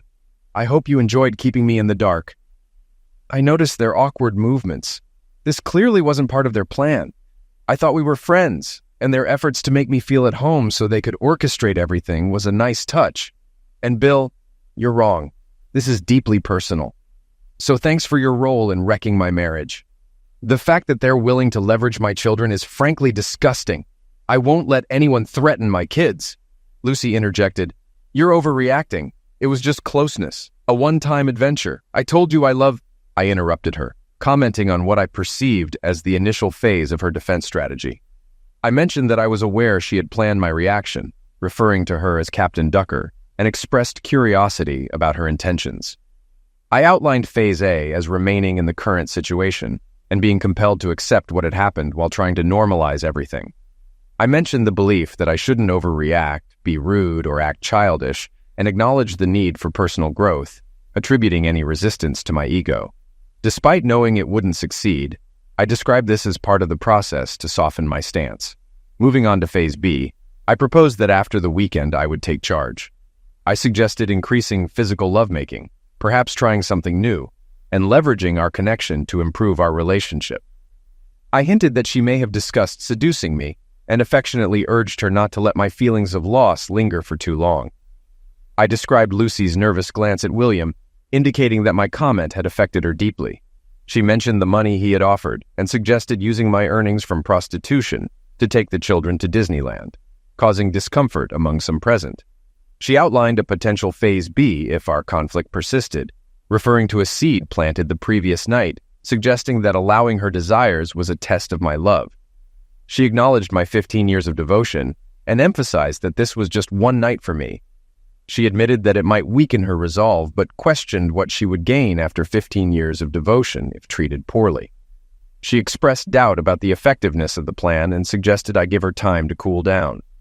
She predicted that in about a week or two, I would likely be found drowning my sorrows at a bar, followed by her seeking forgiveness, which she referred to as Phase D. She questioned whether I truly regretted my actions and realized the depth of the hurt caused. She speculated that I wouldn't have pursued it if aware of the pain it would cause. She suggested I would profess love, beg, and cry, but expressed doubt about the effectiveness of this approach due to my public displays of affection with William. She concluded by stating that Phase D wouldn't work and hinted at the necessity of a backup plan. She referred to Phase D as threats, suggesting that she would take all the money, the house, and turn the children against me. She hinted at the possibility of losing my job and speculated about William providing top-notch lawyers for her. She described potential consequences of me ending up sad, broke, and alone, even suggesting the threat of moving in with him and living happily ever after with our kids. This last statement prompted a reaction from William, indicating his reluctance to such an idea. Lucy finally found her voice. "It's not such a big problem," she began. "Why don't we just relax and give ourselves time to think?" "This is Phase A, Lucy. We've been through this," I said firmly.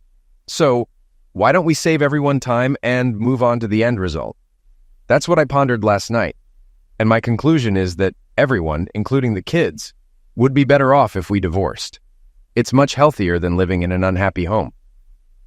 In the end, it was clear that neither of us could find happiness in the midst of this turmoil. I asserted that despite any attempts to prevent me from seeing my children, I knew I was a good father, and ultimately, that's what mattered. I expressed doubts about receiving support from her family and friends once they learned of her actions. Money was never my priority. It had always been about her. There was a moment of stunned silence among everyone present as I questioned if anyone had more tricks up their sleeves or if I had missed anything. When there was no response, I addressed Jack, stating that he could keep his job, but I would see him in court for wrongful termination, as my job depended on having my wife as a client, which seemed to be the underlying reason for the situation. With that, I left, and the room fell silent. Shane followed me as usual. As we exited, Shane chuckled. "Well played. Looks like you took to heart the advice of keeping the plan to yourself." I couldn't help but smile. "Yeah, seems I botched that idea." Shane actually laughed as we left the building. "Good thing you stuck to civilian life. You'd never have cut it in the army anyway. Let's go." Shane grabbed his backpack and set off at a leisurely pace up the coast. After a mile, I struggled to keep up and began to wonder if it was a mistake. I heard him shout something from ahead about how physical exertion is a great way to distract from mental anguish. My burning muscles and lungs seemed to agree. The scenery was awe-inspiring, and Shane proved to be excellent company. He transitioned from inquiring about me to sharing amusing anecdotes from his days in the British Army. We spent hours exploring the island's northern region, tracing the coastline and ascending to a central peak. When Shane proposed jogging downhill for our return, I struggled to keep pace, suspecting he slowed down either to assist or tease me, depending on one's perspective. By noon, we were back, and while I was gasping for breath, Shane, a former physical education instructor, assured me of my decent fitness level. Feeling drained, I made my way to my room, finding Lucy absent, which led me to wonder if she was earning extra money. After a refreshing shower, hunger drove me to the dining room in search of sustenance, only to be disappointed yet again by the presence of William and Lucy. Shane lingered in the background, looking remarkably fresh and dapper in a suit. William, in his usual confident manner, began to address me. "Mark, my dear friend, I believe we started off on the wrong foot, and I want to extend my apologies. I've never encountered issues like this in my past relationships, and I certainly didn't intend to jeopardize your marriage." "It's too late," I replied bluntly. "You've completed the deed. I wish to retract my request to spend tonight with your wife and increase the compensation." With these words, William handed me a document. I opened it and found a check for $250,000. I glanced at Lucy, who seemed to be crying, and I couldn't resist commenting. "You must have been quite skilled to earn that much, darling." Lucy's eyes sparked with anger. "That's beside the point. We made a dreadful mistake, and we're trying to fix it. William acted like a gentleman and genuinely cared about your reaction." I chuckled at this notion. "What's your notion of an ideal gentleman? Did he express gratitude after lovemaking?" "There's no need for jesting, Mark. This was simply a misjudgment on our part. We misjudged your response. It was a once-in-a-lifetime experience for both of us. You should appreciate Lucy's sacrifice to offer you and your children a better life." I questioned whether their actions were simply a misjudgment, expressing my clear opposition to their plan, which they disregarded.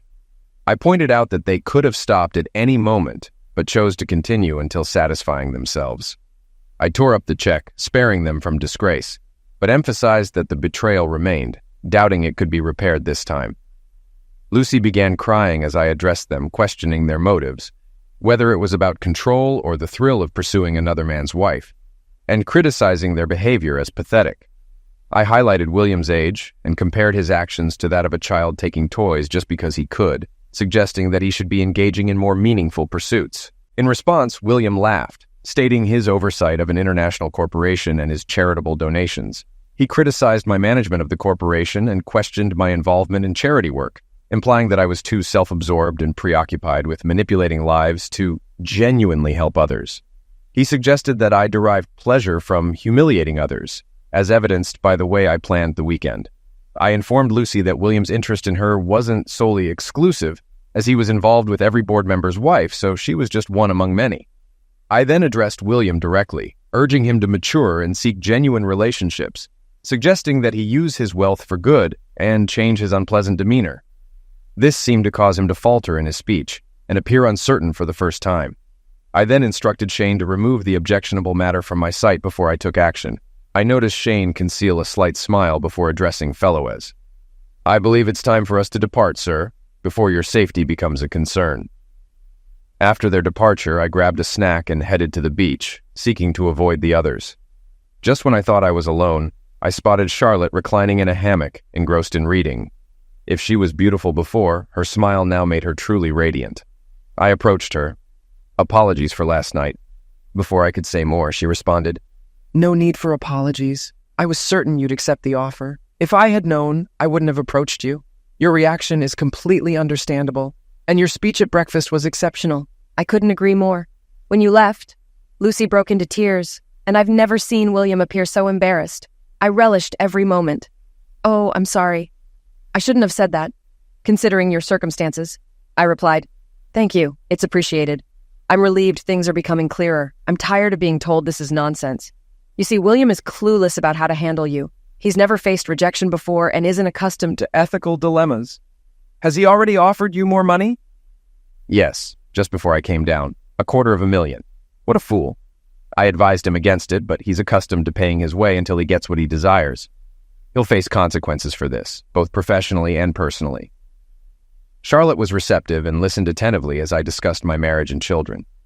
Clearly intelligent and well-educated, she expressed surprise at Lucy's actions, given our seemingly content marriage, suggesting there might have been some discontent or an open arrangement between us. I pondered it. "No, it's merely an unexpected betrayal. She seems entirely captivated by this man. He has a certain allure for women. It's charming, but the depth isn't substantial if you catch my drift." We conversed further, and I felt somewhat relieved. "You truly care for her. Your response to the proposals and at breakfast must be devastating." I shrugged. "I regret my involvement in this. It's not your fault. I just need to endure one more night, then perhaps I can escape." She smiled again, becoming a pleasant distraction. "Well, perhaps I can assist with this." Dinner surprised everyone when I joined. Lucy wasn't seated next to William anymore. Dinner proceeded normally, though I brushed off Lucy's attempts at conversation. When Lucy suggested going to bed early, I politely declined, citing other plans. She looked embarrassed, which heightened when Charlotte hugged me as I rose from the table. We left together, walking down to the cabins on the beach. Initially, the plan was just to depart together and give Lucy a taste of her own medicine. But holding Charlotte felt right, really right. And when we kissed, some of the disappointment from the past 24 hours faded away. I wrestled with maintaining my morals, my sense of right and wrong. Then I glanced at her. I suppose Lucy wanted me to be more adaptable. And as far as I'm concerned, Lucy has already broken our marriage vows. I had an exceptional night with Charlotte. It wasn't merely her physical beauty, she exuded a serene allure. Every gesture seemed calculated and flawlessly executed. She truly mastered her allure. Surprisingly, thoughts of Lucy didn't cross my mind, nor did I feel guilty. The painful image of Lucy with William erased any hint of remorse. I enjoyed myself. After a boat taxi to the airport and the usual flight home, I collected the kids and arranged their weekend as best I could. I fabricated a vague story about a disagreement between their mother and me, but suggested we have dinner together. As Lucy entered the house, hauling our heavy suitcase, the children dashed upstairs shouting, "Hi, Mom!" Lucy smiled. "Dinner sounds good. give me a few minutes to freshen up? I'd prefer if you didn't, Lucy. Like you said, I'm uncertain how much time I'll have with them. So I'd rather we go alone, Lucy. Upon meeting William, I felt an immediate connection. He exuded charm, confidence, and strength, reminiscent of old movie characters. It was odd that later, in Mark's presence, he seemed different. Flirting led to lunch, then dinner. It was exhilarating, dizzying even. After dinner, his goodnight kiss nearly melted me, but I was resolute not to cheat and informed him as such. William mentioned his past open relationships, making me wonder if Mark might be open to it. When he proposed the idea, I thought the money would justify it. Jack supported me, and we began planning for the weekend. The weekend started off wonderfully. I had a fantastic time with Mark and nearly abandoned the entire plan. If only I could. William assured me everything would be fine and advised Mark to relax. Both he and Jack anticipated Mark rejecting the idea, but suggested giving him time to calm down. Mark's reaction was completely unexpected and upended our plans. The most surprising thing was his apparent illness. Although I wanted to chase after him, William reassured me that everything would be okay. He arranged to meet Ed Charlotte, so when he didn't return, I assumed he stayed with her. I felt relieved. After waiting for months, I eagerly anticipated spending time with William. The moment he kissed me, I knew I would succeed. He led me to his bedroom, and even before I could undress, I was already filled with anticipation. William stood before me and undressed me delicately, treating me like a prized possession. I felt incredibly special. Despite his age, he was remarkably fit, and I wasn't disappointed by his physique or his masculinity. When I reached out to him, William pulled back and began kissing my entire body, exploring every inch. Gradually, he assessed my reactions and responded, seemingly understanding my desires perfectly. My first climax came quickly, thanks to his skillful touch. Upon regaining awareness, he rose and initiated a passionate kiss. His expertise in lovemaking left me in awe as waves of sensation enveloped my body. I was now completely consumed by desire as he intensified his rhythm. As the next climax approached, William kept pace with me. Eventually, we both found solace in each other's embrace. In the middle of the night, confusion engulfed me as I mistakenly believed I was with Mark, only to be startled by another man beside me. Feelings of guilt and concern for Mark's whereabouts flooded my mind. Evidently, I had disturbed William, prompting him to wake and reassure me with a kiss, alleviating my guilt. The following morning, as I attended to my morning routine, William approached me from behind, exuding insatiable desire. Returning to bed, we held hands before I took charge, straddling him, enraptured by the passion and ecstasy reflected in his expression. Once again, our passion culminated in a final climax, fulfilling my every expectation and leaving me elated. Thanking William for the wonderful night, it felt natural to intertwine our hands as we descended the stairs to the dining room, eagerly anticipating another night together. However, when I glanced at Mark, everything unraveled. Swallowing my panic, Mark's explosive outburst disrupted everything. It became evident that he hadn't slept with Charlotte. Despite my preparations for his departure, I was unprepared for his unexpected anger. His cold rage was unsettling as he systematically dismantled my arguments with logical precision. Despite William's support, Mark's swift rebuttal left me wavering. After his departure, I collapsed into tears, and for the first time, William appeared uncertain. Upon regaining consciousness, I attempted to locate him to no avail. Jack and William then suggested halting everything by offering more money. When we later presented Mark with this offer, I was astonished by the outcome. William's once commanding presence had dwindled so significantly that he appeared trivial. Previously, his authority was such that I unquestioningly accepted his every word, but now it was undermined to the extreme. Despite his assurance that we could enjoy ourselves without jeopardizing my marriage, this plan disintegrated, leaving me uncertain about everything. I then erupted into an irrational fury, assuming I would extend my stay on the island for enjoyment. However, Jack's calm yet cutting response caught me off guard. "Don't be foolish, Lucy. If you want any chance of saving your marriage, seek forgiveness. Your words must be genuine and sincere. He doesn't seem inclined to change his mind. Personally, I couldn't disagree with anything he said during breakfast. I was even more startled when Jack informed William that things would never be the same again. He went on to affirm Mark's decency and argue that he didn't deserve any of the trouble we caused. William, he suggested, should heed his advice and mature. I was astounded to find Mark at the evening dinner. Despite my attempts to engage him in conversation, he simply ignored me. His departure with Charlotte left me devastated. Although I considered chasing after him, what could I say? After all, I had essentially encouraged him to leave and spent much of the trip rationalizing casual encounters. I felt enraged and betrayed, especially upon recollecting my own past actions with Mark. The fact that our actions were premeditated and widely known only intensified my feelings of guilt. I couldn't help but think I deserved it, perhaps hoping that mutual indiscretions could salvage our relationship. The flight back, sans Mark, made me realize the dire state of my marriage, as he had found a way to leave the island ahead of us. I had never properly conversed with him. Following that incident, the gravity of my actions began to sink in, and waves of guilt overwhelmed me. I rationalized about the money. Who would turn down such an offer? My tears became uncontrollable sobs verging on hysteria. Jack and Margaret grew increasingly worried about my well-being. Upon returning home, Mark was present but declined to have dinner with me and the kids. I nearly held it together until they departed. Then I broke down in tears once more. Being excluded from the meal felt like an ominous foreshadowing of my future. When I regained composure, I struggled to anticipate what to say when Mark returned. The dilemma was that everything I thought of echoed what he had already expressed, and I felt embarrassed to seek advice from my mother or friends. Upon arriving home, the kids retreated to their rooms, engrossed in their usual video games and phones.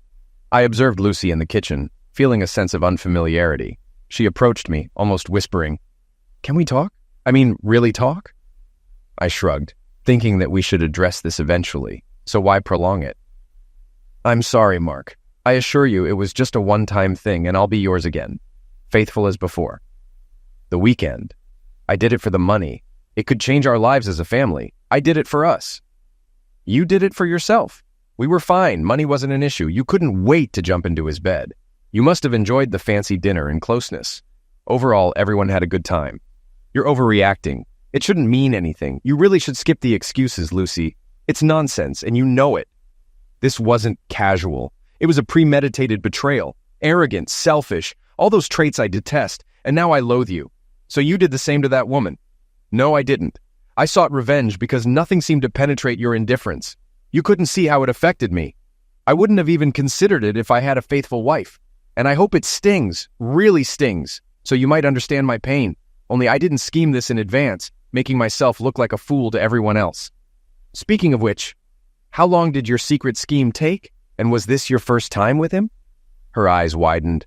Then she seemed to grasp that this was a genuine and reasonable inquiry. "It marked our inaugural dinner, and I sensed his interest in me. Jack and Margaret seemed to be probing, subtly asking if I was intrigued. The four of us dined together, and for the first time in my marriage, I felt a stir of attraction toward another man. His self-assurance was captivating. Knowing it was wrong, I resisted vehemently, avoiding an affair. Then William floated the idea of broaching the subject of opening up our relationship with you and gauging your thoughts on change. We briefly discussed it one evening, but it was evident you wouldn't consent. Then he proposed this plan, thinking the money would sway you. As the trip neared, nerves set in, and he suggested inviting Charlotte to ensure your agreement. Though I wasn't keen on the idea by then, I simply wanted it to unfold. I thought even if you didn't wholly endorse it, we could bounce back. But at breakfast, you shattered these notions, and I began to grasp the consequences of my actions. Was it worth it? Lucy sighed. No, definitely not. I got swept up in the moment and heeded his words. I never intended to hurt you. Oh, so unintentional pain. Straight to phase D. You seem to be enjoying this. Your energy during breakfast said it all. Now you're just telling me what I want to hear. Sorry, the honest answer is yes, I enjoyed it. He was good. It wasn't about being bigger or better, just different. It was exhilarating, a new thrill, and I was captivated by it. He's very experienced and skilled, but it was a one-time thing. Please don't abandon us and break up our family over a single mistake." I found myself smiling wryly. Funny, that's exactly how I'd describe what you've already done. Shattered our family over a one-time act. It's all on you. You're right. It's all my fault. I'm deeply sorry. I love you with all my heart. Well, not entirely. Part of it went to him. And even if you claim otherwise, your love wasn't enough to keep me faithful. How can I trust you again? I was so trusting because I never imagined you capable of this. I feel like I don't really know you. I can hardly bear to look at you, let alone pretend. This never happened. Lucy recoiled in shock. You can't claim to love me. I know. I never imagined losing you. I agree. You only considered yourself and your desires, neglecting me and the kids. But sometimes, love isn't enough. I stated that I tried to calm down and steer away from scoring points or escalating the argument. After a long pause, I continued, addressing Lucy. I mentioned that even if we decided to stay together and ignore the issue, things would never be the same. I emphasized that she had shattered the trust and sense of care we once had for each other, adding that she knew this more than anything. I reminded her that we cared about each other and the kids and didn't want anyone else to get hurt. I expressed my disbelief that she could hurt me like this. She expressed her love for me and admitted to making a colossal mistake, stating her willingness to do anything to rectify it. However, she disagreed with the idea of getting divorced just to appease me, mentioning that I broke her heart and threatened her, actions she believed were not indicative of true love. Lucy stared in silence, stunned, unsure of what else to say. We need to discuss the children. I believe kids are better off in separated families than in dysfunctional ones. So, from that perspective, divorce seems like the best option. I agree you should have custody, but don't try to prevent me from seeing them. It's for your benefit, too. They listen to me. You're not very good at setting boundaries. I furrowed my brow at the irony of her statement. And they're already testing you. It's better for you and for them if I remain in their lives. Lucy shrugged. Seriously, Lucy, regardless of what happens, don't keep the kids from me. Don't alienate me. I'm not a bad father. I treat them well and love them dearly. You haven't seen me angry yet. I'll fight you tooth and nail, spend all our money on lawyers, and we'll tear each other apart in the process. She nodded. I'd never do that. You're a wonderful father, and they need you. They'll want you to keep taking them on trips and coaching them in all their sports. I turned to her, surprised by the first comment where I felt she wasn't trying to manipulate me or justify her actions. Be careful, Lucy. You're seriously pushing Phase D. Even though you know who I am, why do this? I can't help but think you secretly wanted us to split up. Lucy urgently expressed, God, never. There's no excuse for this. I became selfish, convinced I could gain something more. It felt like I could somehow hold on to you. Why didn't you stop me that night and just leave? Reflecting on the situation, I mentioned finding it hard to breathe and needing to leave. After that, nothing seemed to matter much anymore. The fact that she pursued another guy at any cost meant I had already lost her. I suggested that the conversation ended us long before she ended up in his bed. Perhaps it was all over when she first started planning everything. She spent weeks talking to him and getting ready. Letting her go and not trying to stop her made it easier to accept the end. I emphasized that there was no turning back. That was the beginning of the end. The marriage crumbled in less than 4 days. We divorced, thankfully, without needing counseling. I think Lucy didn't want to justify her actions. It's a shame in a way. I hoped a professional could help her see how wrong she was. She did keep one promise, though, and in the end, we split time with the kids about equally. She even confessed to them that everything was her fault, without getting into specifics. They were old enough to understand, and often chose for themselves where to stay. They were at that age when parents became famous, as taxi drivers and loan sharks.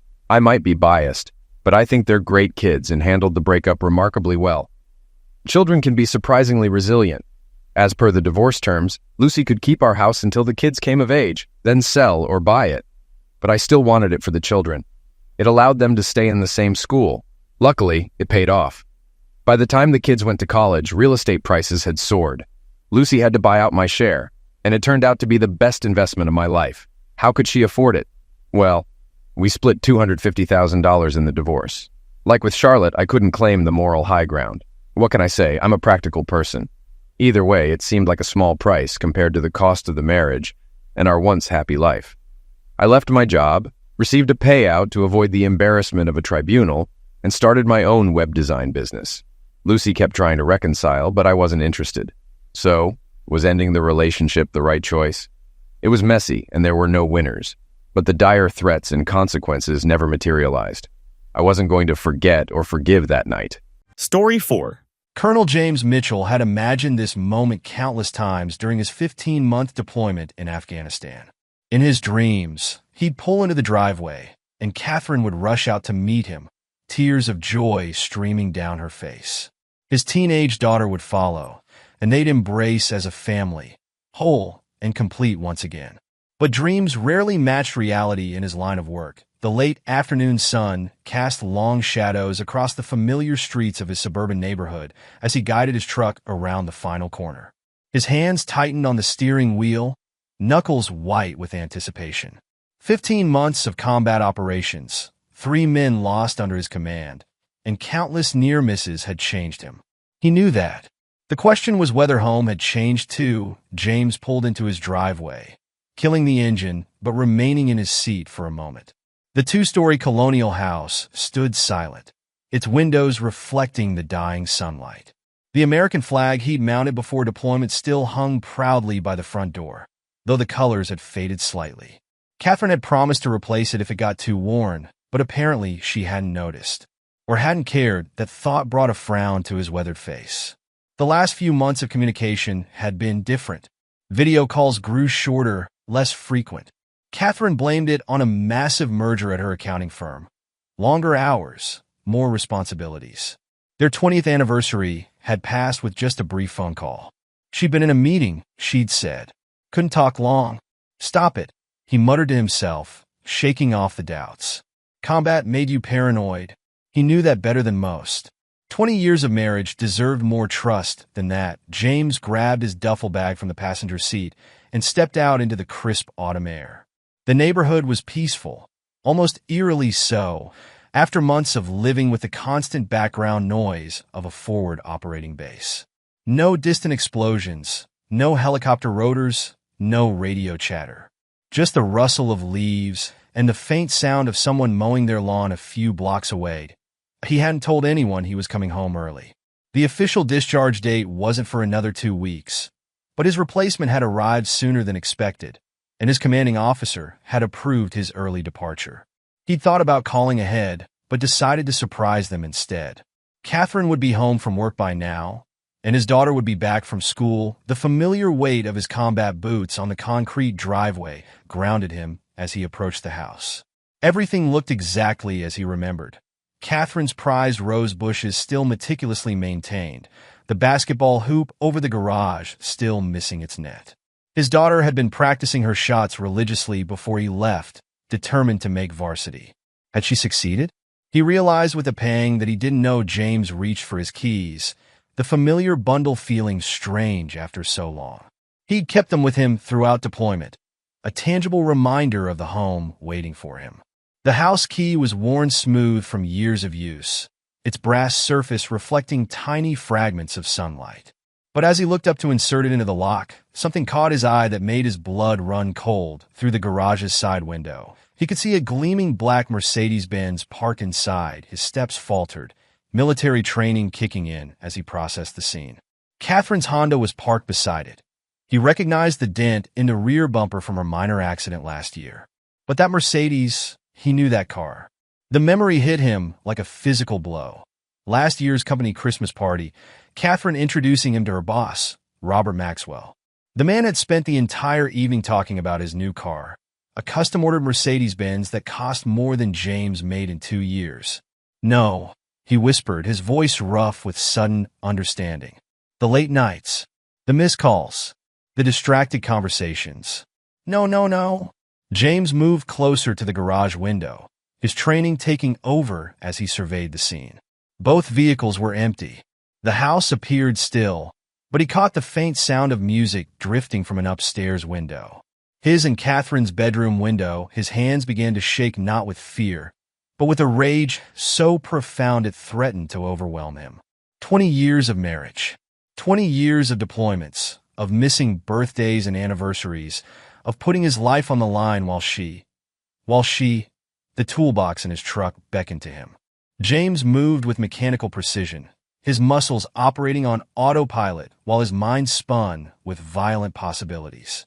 The metal bolts felt cold in his palm as he grabbed a handful half-inch steel, heavy enough to do serious damage. He'd used similar bolts to repair equipment in the field, but now they would serve a different purpose. The garage door opener felt like a detonator in his hand as he pressed it. The door rose with agonizing slowness, each inch revealing more of the Mercedes' pristine black paint. James approached it like he would have suspected IED, careful, calculating, fully aware of the destruction he was about to unleash. The hood release was easy to find. He'd learned about luxury cars during his brief stint as a mechanic before joining the military. The hood opened with a soft click that seemed to echo in the enclosed space. The engine compartment was immaculate German engineering at its finest. James held the first bolt over it, suspended between action and consequence that a memory flashed through his mind. Robert Maxwell at the Christmas party, one arm draped possessively over the car's hood. "You see, Colonel," he'd said, his voice dripping with condescension, "when you invest in quality, it shows." The same way he'd looked at Catherine throughout the evening. With that proprietary gleam in his eyes, James dropped the first bolt. It struck something deep in the engine with a satisfying ping. Then another, and another. Each one felt like justice, like returning just a fraction of the pain now burning through his chest. He didn't allow himself to smile. This wasn't about pleasure. This was about consequences. The last bolt fell, just as the music upstairs changed to something slower, more intimate. James closed the hood with deliberate gentleness, unwilling to alert them. Not yet. The garage door descended behind him as he moved toward the side entrance, his mind already mapping out his next moves, the gun safe in his study, the magnum within it. The stairs leading up to his bedroom, James inserted his key into the side door, the metallic scrape of tumblers falling into place, sounding like the bolt of a rifle being drawn back. The war he'd left behind in Afghanistan was over, and a new one was about to begin. The side door opened silently into the kitchen. James had always kept the hinges well-oiled, a habit from his first deployment when Catherine complained about them waking their daughter. The familiar scent of home hit him like a physical blow, lavender air freshener, coffee from the morning's brew, and underneath it all, Catherine's perfume, Chanel No. 5, the same scent he'd given her for their 15th anniversary. James moved through the kitchen with the measured precision of a combat veteran, his boots ghosting across the tile floor. Everything looked exactly as it had during their last video call 3 days ago. Dishes drying in the rack, his daughter's physics textbook on the counter, Catherine's coffee mug in the sink. The normality of it all made his stomach turn. How many mornings had Maxwell sat at their kitchen island, drinking coffee from James's cups, plotting to steal his life? The hallway stretched before him, leading past the living room toward his study. Family photos lined the walls. Their wedding day, his daughter's first day of school, Catherine's graduation from accounting school. He'd paid for that degree with combat pay from Iraq, proud to help his wife achieve her dreams.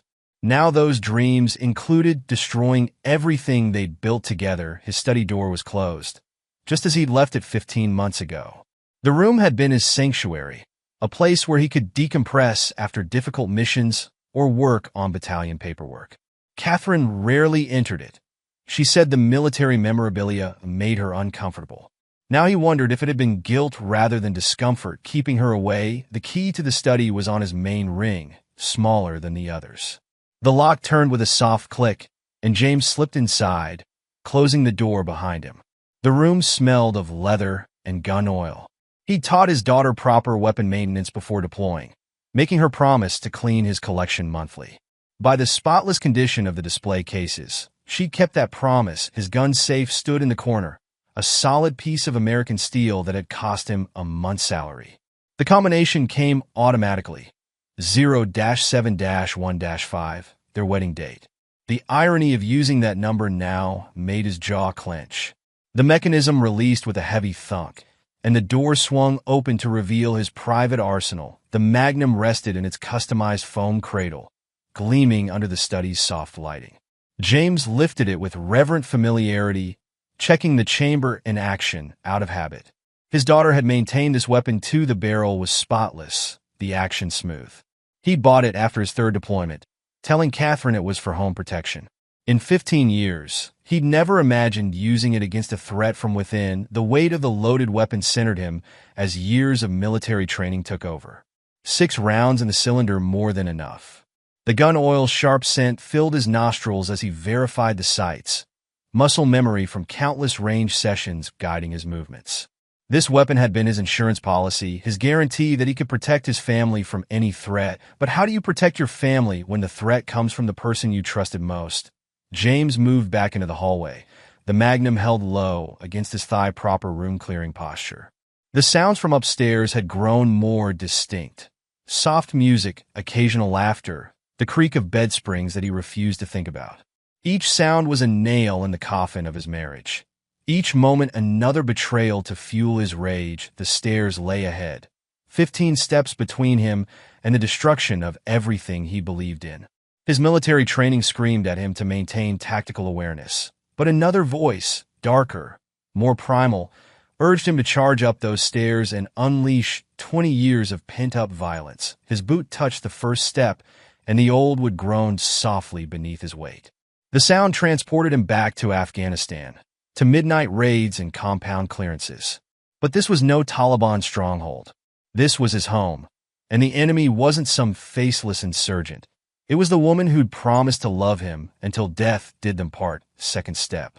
Third, each one bringing him closer to a confrontation that would end in blood or broken lives or both.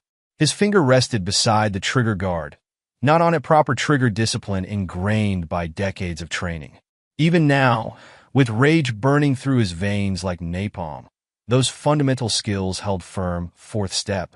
Fifth, the music changed upstairs, something slower, more intimate. His grip tightened on the Magnum's textured handle, knuckles white with controlled fury. The tactical part of his mind cataloged his advantages: surprise, superior position, combat experience. The husband part of his mind cataloged betrayals, missed calls, hollow excuses, fading intimacy. Sixth step. Seventh, movement in his peripheral vision, a shadow passing through the living room below. James froze, every muscle locked in combat readiness. Another shadow, smaller this time, moving with purpose toward the stairs that a floorboard creaked behind him. "Dad!" The voice stopped him cold. His daughter's voice, thick with emotion but steady as a combat veteran's. James turned slowly, the Magnum still held low, and found her standing at the base of the stairs. At 16, she was the spitting image of Catherine at that age, but her eyes were all his. And right now, they held a darkness he recognized from his own reflection. "Don't," she said quietly, her voice carrying the weight of secrets. "Don't go up there. Not yet." "Move aside," James ordered, his voice barely recognizable even to himself. The rage that had driven him up the stairs now warred with his instinct to protect his daughter from what was happening above them. She shook her head, taking another step forward. In the dim hallway light, he could see tears threatening to spill from her eyes, but her jaw was set with determination. "No, you need to listen to me first. I know what's happening up there. I've known for months." The words hit him like physical blows, each one driving the air from his lungs. Months. The Magnum trembled in his grip as the implications sank in. His daughter had been carrying this burden alone while he was halfway around the world. Yes, her voice cracked slightly, but she steadied it with visible effort. "And I have a plan, a better plan than whatever you're thinking about doing right now. One that will destroy him completely." James's grip tightened on the Magnum as another laugh drifted down from upstairs. "You're 16. You don't understand what's happening here. I understand perfectly." She cut him off, her voice hardening to match his own. "I understand that if you go up there right now, you'll end up in prison. And then what happens to me?" Her eyes, so much like his own, bored into him. "I'll be stuck with them. Is that what you want?" The tactical logic of her words penetrated the red haze of his rage. He'd seen too many good soldiers throw their lives away in moments of passion. But this was different. This was his home, his wife. "Let me show you what I've gathered," she pressed, seeing his hesitation. "Please, Dad. 5 minutes. That's all I'm asking. After that, if you still want to go up there..." She left the sentence hanging, Heavy with implication, the gun trembled in his grip as he stared at his daughter. The sounds from upstairs had grown more distinct. Another laugh, the creak of bed springs, the soft murmur of voices. His finger twitched toward the trigger. "Dad?" Her voice cracked again, real fear seeping through her controlled facade. "Please, trust me." Something in her tone reached through the fog of his rage. He looked at her, really looked at her, and saw not just his little girl, but a young woman with steel in her spine and fire in her eyes. She'd been dealing with this alone, carrying this knowledge while he was thousands of miles away, fighting someone else's war while her own world fell apart. 5 minutes, he growled, lowering the gun to his side. Relief flooded her features, but she didn't waste time celebrating the victory. "My room. I'll show you everything." James followed her down the hall, each step away from the stairs requiring monumental effort. Her room was exactly as he remembered from their video calls. Pale blue walls covered in band posters, desk cluttered with schoolwork and college brochures. But she went straight to her closet, pushing aside hanging clothes to reveal a laptop connected to an external hard drive. "I started documenting everything 3 months ago," she explained, her voice taking on a clinical tone despite the slight tremor in her hands. "At first, I thought I was being paranoid. Mom was working late more often, always with him. Then I noticed little things. New jewelry she couldn't explain, secret phone calls, text messages she'd delete right after reading." She opened the laptop, typing rapidly. The screen cast a blue glow across her face, highlighting the dark circles under her eyes that he hadn't noticed before. How many nights had she stayed up, collecting evidence while pretending everything was normal? "I installed tracking software on her phone when she was sleeping," she continued, pulling up files with practiced efficiency. "Recorded their conversations when they thought I wasn't home. But it's more than just the affair, Dad. They're planning something bigger." James stared at the screen as she opened file after file, dozens of them. Audio recordings, text message logs, photos taken through car windows showing Catherine and Robert at various restaurants and hotels. His daughter had compiled a surveillance dossier that would have impressed his intelligence officers. "This is from last week," she said, clicking on an audio file. Catherine's voice filled the room, followed by Robert's deeper tones. They were discussing money, large sums of it, being moved between accounts that shouldn't exist. "They're embezzling," his daughter explained, her voice hardening. "I've got proof of that too.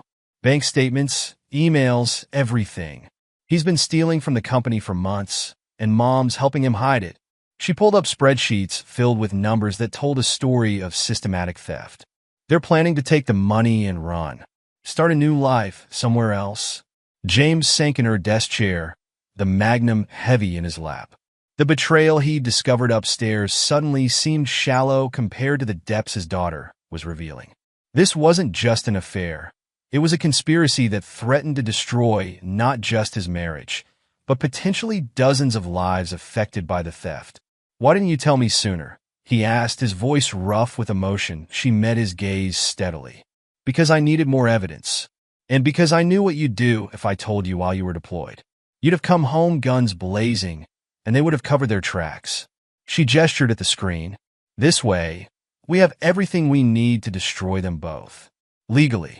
Completely. No prison time for you. No mercy for them. What exactly are you proposing?" A cold smile crossed her face, an expression no 16-year-old should know how to make. "First, we keep collecting evidence. Every meeting, every phone call, every penny they steal. Then, when we have enough, we don't just expose the affair. We expose everything. To the company board, to the police, to their families." She leaned forward, her voice dropping to a whisper despite the music still playing upstairs. "We take everything from them, Dad, just like they try to take everything from us." James stared at his daughter, seeing shadows of himself in her calculated rage. The soldier in him recognized a well-planned operation when he saw one. The father in him grieved that she'd had to become this tactical at such a young age. But there was pride too, pride in her strength, her intelligence, her refusal to be a victim. The sounds from upstairs continued, oblivious to the conspiracy being formed below. James's finger traced the trigger guard of the Magnum as he weighed his options. The immediate satisfaction of confrontation versus the total destruction his daughter proposed. "How long?" he asked finally. "A month. Maybe 2. I'm close to accessing their private email accounts. Once I have those..." She trailed off as footsteps creaked overhead.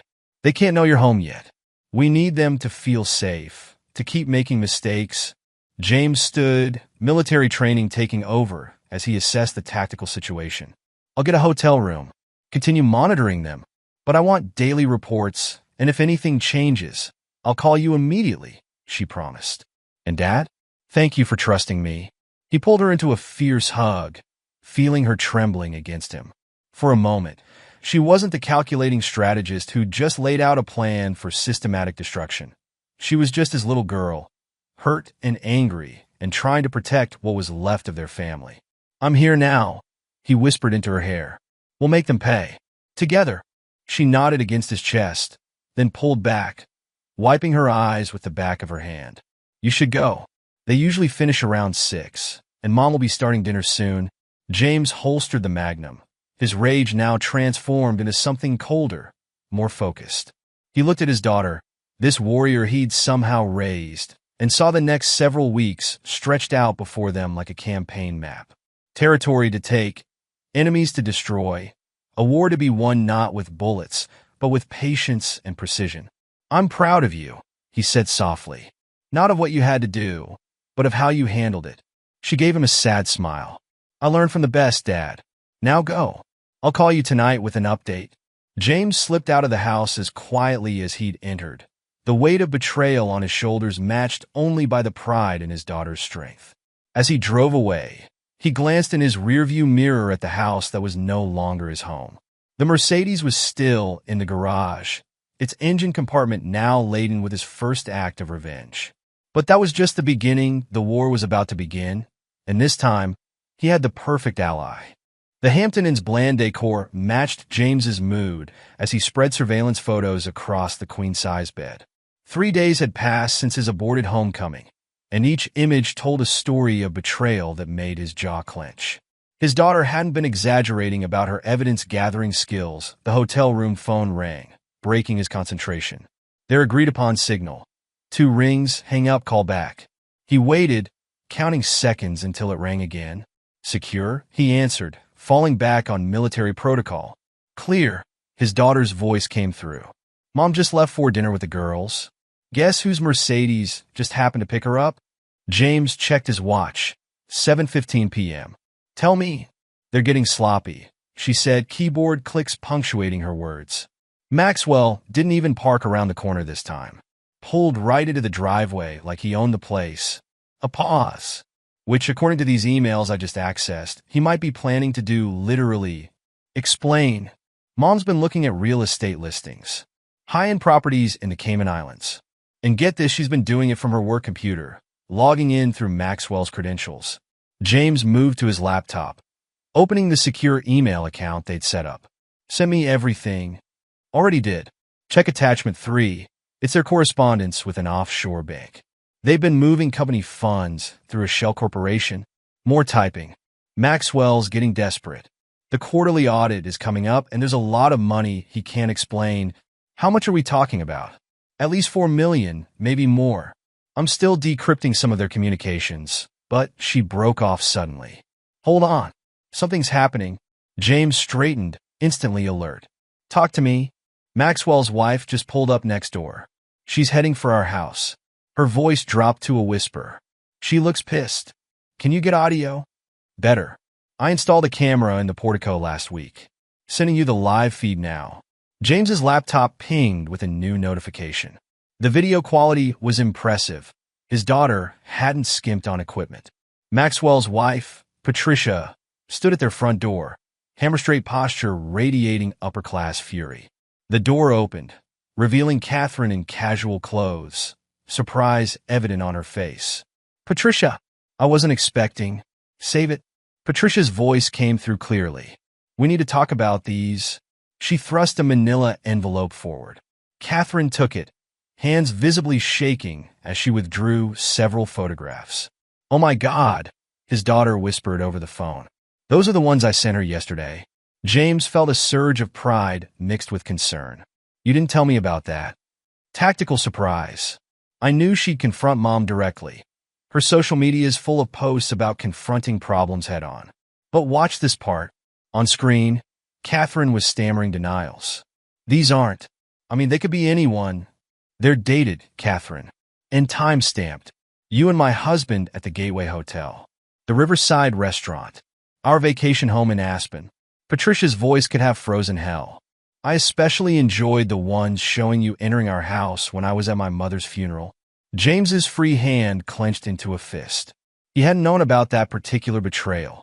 I can explain, Catherine began, but Patricia cut her off. No need. Robert already did. Quite thoroughly, after I showed him copies. A cold smile. He claims you've been stalking him. That you're obsessed, unstable. He's filing a restraining order. He's what? Catherine's composure cracked. But we've been planning, he said we would. Planning what? Exactly? Patricia leaned forward. Because my lawyer would love to hear about any plans you and my husband have been making. On the phone, his daughter let out a low whistle. Maxwell threw her under the bus. Just like I predicted. You knew he would do this? Men like him always save themselves first. That's why I sent the photos to Patricia instead of the board. She'll do our work for us, digging into every aspect of his life, including the finances. James watched as Catherine crumpled under Patricia's relentless questioning. Every denial dug her deeper. Every explanation exposed another lie.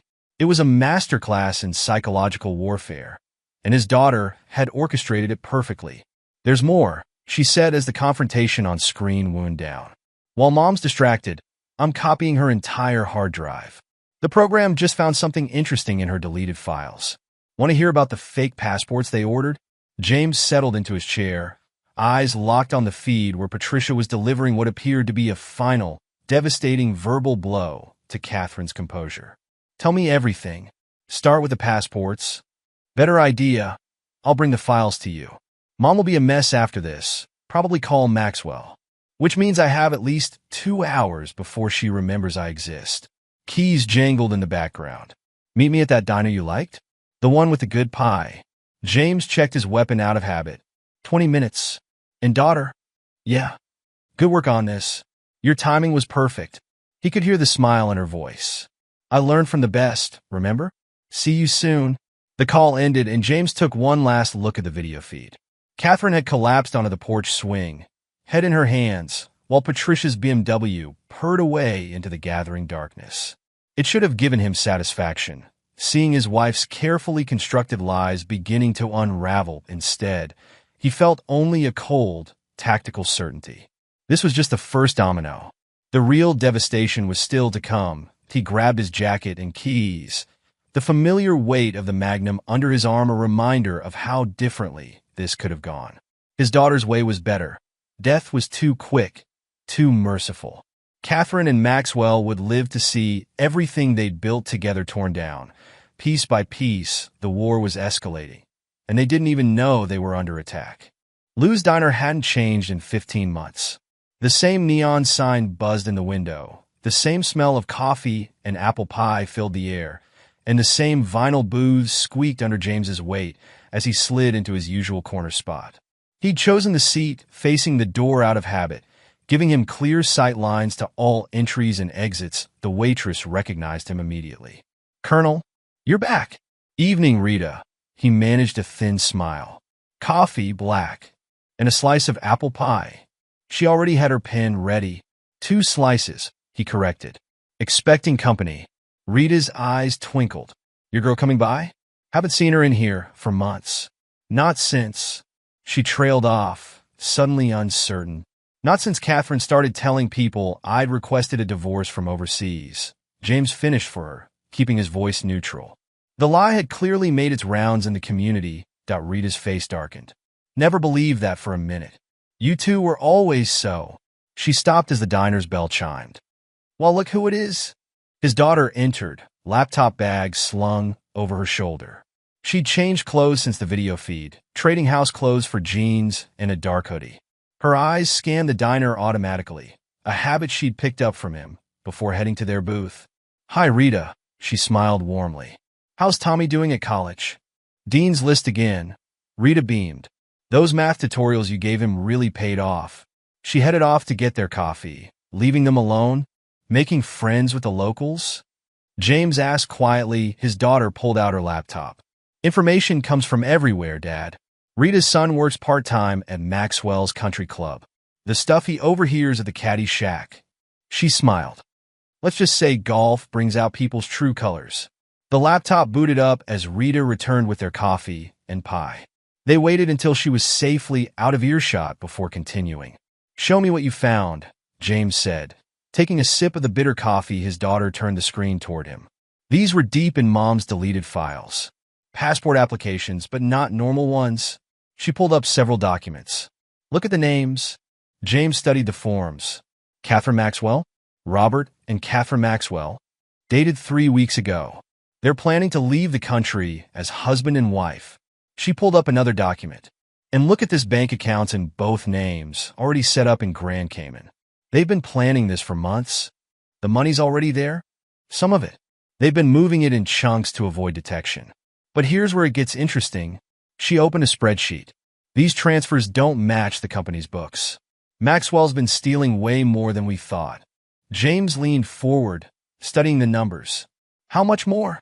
"According to this, close to 12 million.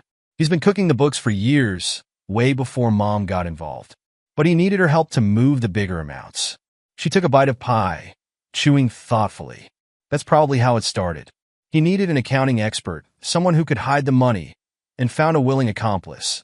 James finished, his voice hard. "What's our next move?" She pulled out a USB drive. "Remember that backup I made of Mom's computer?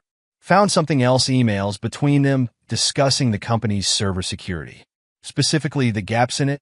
A cold smile. "Maxwell's been logging in remotely, accessing restricted files. But he's not as tech-savvy as he thinks. Every login leaves a trace. You can track them? Better. I can replicate them. Make it look like he's been accessing accounts he shouldn't, downloading files above his clearance level." She lowered her voice. "The company handles sensitive financial data for some major clients. The kind of clients who get really upset about security breaches." James watched his daughter with a mixture of pride and concern. She developed skills that would impress his military intelligence officers. But the cost to her innocence troubled him. "You're sure this can't be traced back to you?" "Positive. I'm bouncing everything through Maxwell's own credentials. As far as the system knows, he's just getting sloppy with his late-night logins." She took another bite of pie. "Besides, after Patricia's visit tonight, security will already be looking at him sideways." Speaking of Patricia, James set his coffee down. That was a risk, sending her those photos. A calculated one. Maxwell's predictable. He always sacrifices others to save himself. By throwing Mom under the bus, he's just proved to Patricia that the photos are real. She grinned. "And guess who sits on the company's audit committee?" James raised an eyebrow. "Patricia, chair of the committee, has been for 3 years. Mom didn't know that Maxwell kept their work lives separate. But now," she closed the laptop. "Now Patricia's going to tear through every financial document with a fine-toothed comb, and she has the authority to do it. You've thought of everything, haven't you?" Her expression sobered. "Almost everything. There's one wild card we need to discuss." She pulled out her phone, showing him a text message. "Mom's trying to reach you. Wants to explain before you hear things from other people." James felt his jaw clench. "She knows I'm back?" "Not yet. This is preemptive damage control. After Patricia's visit, she's scared. Probably thinks the photos will get around town." She studied him carefully. "What do you want to do?" James stared at his empty coffee cup, considering their options. "Can you get into her phone? Read her messages with Maxwell?" "Already done. He's barely responding to her. Told her to stop contacting him until things cooled down." She scoffed. "He's trying to create distance, make her look like the aggressor. Classic abuser tactic. And the passports? Still in process. Takes time to create that kind of documentation, even through illegal channels." She hesitated. "Dad, when the time comes, what exactly are we going to do with all this evidence?" James looked at his daughter, really looked at her. Behind the tactical brilliance and cold calculation, he could still see the little girl who used to run to him for protection. Now she was protecting him, in her own way. "We're going to destroy them," he said quietly. "Not just their reputations or their freedom. Everything. The money, the relationships, the backup plans. By the time we're done, they won't have a single refuge left." She nodded slowly. "And Mom, when she tries to contact you, let her stew for now. The more desperate she gets, the more mistakes she'll make." He reached across the table, squeezing her hand. "You've done good work, but I need you to be careful. These people are cornered animals now. They're going to get dangerous. I know. That's why I installed new locks on my bedroom door." And she reached into her bag, pulling out a small canister. "Bought this today, just in case." James recognized the pepper spray immediately. Another piece of innocence lost. "Show me how you hold it," he said, shifting into instructor mode. If she needed to be prepared, he'd make damn sure she was prepared right. They spent the next hour going over basic self-defense, speaking in low voices as the diner emptied out. James taught her the same techniques he'd taught his soldiers. How to be aware of surroundings, how to identify threats, how to escape bad situations. She absorbed it all with the same intensity she brought to her surveillance work. Finally, as Rita was stacking chairs on tables, they gathered their things to leave. Out in the parking lot, his daughter hesitated by her car. "Dad, thanks for trusting me with all this. I know it's not how you wanted to handle things." James pulled her into a tight hug. "You've made me proud. Not of what you had to do, but how well you've done it." He pulled back, looking her in the eye. "But remember, you're still my daughter first, operative second. If anything feels wrong, you call me immediately. Clear?" "Crystal." She managed a small smile. "I'll send you the server access data tonight. Watch your secure email." As she drove away, James watched until her taillights disappeared around the corner. Then he pulled out his phone, looking at Catherine's message again. 3 attempts to contact him in the past hour, but he deleted them all without reading them. Let her worry. Let her fear. Let her wonder when and how her carefully constructed world would come crashing down. The time for confrontation would come. But first, they had to spring the trap point 1 week after the diner meeting. James sat in his hotel room, watching multiple laptop screens, each displaying a different feed. His daughter's surveillance network had grown impressive. The main screen showed Maxwell's office, where the man himself was having what appeared to be a heated phone conversation. His daughter's voice came through his earpiece. "You getting this?" "Crystal clear," James replied, adjusting the volume. What triggered him? Patricia just called an emergency board meeting. Apparently, she's found some concerning irregularities in the quarterly audit. He could hear the satisfaction in her voice. Maxwell's trying to reach Mom, but she's not answering. Where is she? Having a breakdown in her office. Here, let me switch your feed. The screen changed to show Catherine's office. She sat at her desk, makeup smeared from crying, staring at her phone. Papers were scattered everywhere, and her computer screen showed multiple email warnings about unauthorized access attempts. The IT department locked her out an hour ago, his daughter explained. Standard procedure when they suspect account compromise. But with her credentials flagged, they're going to start looking at every file she's touched in the last year. How many offshore transfers will that expose? All of them. I made sure the audit trail was crystal clear. A pause. Oh, this is good. Maxwell's secretary just walked in with security. They're escorting him out of the building. James switched feeds to watch Maxwell's walk of shame. The man's usual confident stride was gone, replaced by barely controlled panic. Security flanked him closely as employees peeked out of their offices to watch. Dad! His daughter's voice had an edge of concern. We've got movement at the house. Maxwell's heading there. You're clear? At Rita's diner doing homework. Mom's still at the office. Keys clacked in the background. But Maxwell looks unstable. Should I call the police? James was already moving, checking his Magnum. No, I'll handle this. Keep monitoring and record everything. Be careful, she warned. He's been drinking. I can see the bottles in his car. Even better, James headed for his truck. A drunk man makes mistakes. Keep your channel open. The drive to his house took 12 minutes. He parked a block away, approaching on foot just as Maxwell's Mercedes pulled up. The man stumbled out, his expensive suit wrinkled, his face flushed with alcohol and rage. "Catherine!" Maxwell shouted, pounding on the front door. "I know you did this. You and your little bitch of a daughter." James felt his trigger finger twitch, but held position.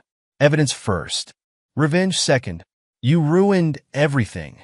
Maxwell continued to shout, pulling out his phone. "Pick up, damn you. You think you can destroy me? I'll show you destruction." James's earpiece crackled. "Dad, he's forwarding emails to himself. Looks like, oh shit. Talk to me." He's sending proof that Mom was behind the embezzlement, setting her up to take all the blame. Her voice hardened. He's going to try to pin everything on her. James watched as Maxwell stalked back to his car, still shouting into his phone. "Perfect. Let him dig himself deeper. You getting all this?" "Every word," his daughter confirmed. "And yes, he just logged into the company server from his phone, using Mom's stolen credentials. IT will have a record of that." Maxwell was back at the door, this time with a bottle in his hand. "You want to play games?" he slurred. "I've got records of everything, Catherine. Every transfer, every meeting, every time you spread your legs to earn your share." The bottle crashed against the door, glass shattering across the porch. James had seen enough. Time to introduce himself to his wife's lover. He approached silently from behind, combat boots silent on the grass. Maxwell didn't hear him until it was too late. "Problems with the door, Robert?" Maxwell spun, nearly falling. His eyes widened as he recognized James. "Colonel? You're not due back. Change of plans?" James kept his voice conversational even as he moved to cut off Maxwell's escape route. "Thought I'd surprise my wife. Seems I'm not the only one with surprises." "Listen," Maxwell raised his hands, backing away. "Whatever Catherine told you, she's lying. She's been unstable, obsessed. These accusations she's making, you mean the ones you just screamed across my front lawn?" James stepped closer. "The part about her spreading her legs? Or the part about the transfers?" Maxwell's back hit his car. "I can explain." "To who? The board? The police?" James smiled coldly. "Your wife. My wife." Maxwell's face went pale. "What does Patricia have to do with? She's very thorough, isn't she? Especially when she's angry." James was close enough now to smell the alcohol on Maxwell's breath. "Did you really think those photos appeared out of nowhere?" Understanding dawned in Maxwell's bloodshot eyes. You've been? Watching? Planning? Learning all your dirty little secrets?" James leaned in. "Welcome to war, Robert. You're not very good at it." Maxwell's face twisted with drunken courage. "You think you can threaten me? I'm Robert Maxwell. I've got money connections." "Not anymore." James's voice could have frozen hell. "Check your accounts?" Maxwell fumbled for his phone, hands shaking as he pulled up his banking app. His face went from red to white to green as he scrolled. That's impossible. These accounts were secure. Hidden. Nothing's hidden from people who know where to look." James straightened up. "You should go home, Robert. Patricia's waiting. Something about divorce papers and a forensic accountant." "You son of a—" Maxwell swung wildly, the punch telegraphed by decades of privileged living. James stepped aside easily, letting the man's momentum carry him face first into his own car. "Dad!" His daughter's voice was tense in his ear. "Mom just left the office. She's heading home. Perfect timing." James looked down at Maxwell, who was holding his bloodied nose. "Looks like the gang's all here, ready to record their reunion. All cameras active. Audio crystal clear." A pause. "Dad? Make him hurt." James watched Maxwell struggle to his feet, car keys fumbling in his shaking hands. "Already done, sweetheart. Already done." Catherine's Honda appeared at the end of the street, just as Maxwell managed to get his car door open. James stepped back into the shadows, wanting to watch this play out naturally. The look on Catherine's face, as she pulled up to find her lover bleeding in her driveway, was almost worth the price of admission, almost. "Robert?" She rushed from her car. "Oh my God. What happened to you? Why are you here? What happened?" Maxwell's laugh was borderline hysterical. "What happened is you and your psychotic family destroyed me. Look at my accounts. Look at what they did." Catherine pulled out her phone, then stared in horror. "These are our escape funds, Robert. Where's the money? Ask your husband, Maxwell shouted, spraying blood. Ask your precious daughter. They did this. They set us up. My husband? Catherine went pale. James is in Afghanistan. He's not due back for 2 weeks. James stepped into the light. Surprise. Catherine stumbled backward, her face draining of color. James? How? When did you get back? He advanced slowly, each step measured and deliberate. About the same time you were planning your new life in the Caymans. How's that working out for you? Maxwell tried to straighten himself, blood still dripping from his nose. Now listen here, Colonel. Shut up, Robert. James didn't even look at him. The adults are talking. James, Catherine's voice quivered as she tried to regain composure. Whatever you think is happening, I can explain everything. Explain? James's laugh was cold enough to frost the air. Like you explained to Patricia an hour ago? Or like Robert here explained to the board before security walked him out? Catherine's eyes darted between them. The board? Robert, what is he talking about? Your wife's been busy, James told Maxwell, showing those photos to all sorts of interesting people. Tell me, Robert, how many members of your country club wives group has Patricia called so far? Maxwell slumped against his car. You sent those photos to Patricia? Actually, James smiled. That was our daughter's idea. She's got quite a talent for timing, doesn't she? Our daughter. Catherine's voice rose an octave. What have you done to her? James's expression hardened. What have I done? That's rich coming from the woman who made her watch this circus for months. Did you think she wouldn't notice? That she wouldn't figure it out? She's just a child. Catherine protested. A child who's smarter than both of you combined. James pulled out his phone. Want to see what else she noticed? The late-night meetings? The offshore accounts? The fake passports? Maxwell lurched forward. You're bluffing. Robert Maxwell and Catherine Maxwell. James read from his screen. How romantic. Planning to start your new life together with stolen money. Tell me, Robert, does Patricia know about the house you bought in her name? The one you were planning to sell to fund your escape? That's... Maxwell swayed on his feet. That's confidential information. Not anymore. James turned to Catherine. Your boyfriend's been busy. Already trying to pin everything on you. The embezzlement, the fake accounts, all of it. Want to read his emails from the last hour? Catherine spun to face Maxwell. You wouldn't, Catherine, he's lying. Maxwell stammered. We're in this together, remember? Everything we planned was recorded, James finished. Every meeting, every phone call, every time you used her to cover your tracks. He stepped closer to Catherine. Did you really think I wouldn't find out? That our daughter wouldn't tell me everything? James, please. Catherine reached for him. We can talk about this. Work something out. He caught her wrist before she could touch him. Like you worked things out in our bed while I was dodging bullets? Or like you worked things out with company money while Robert here promised you paradise? Dad! His daughter's voice came through his earpiece. Mom's phone is blowing up. The board just sent her termination notice. And, oh, this is good. The FBI just arrived at Maxwell's house. James released Catherine's wrist. Right on schedule. You might want to check your email, dear. Seems your services are no longer required at the firm.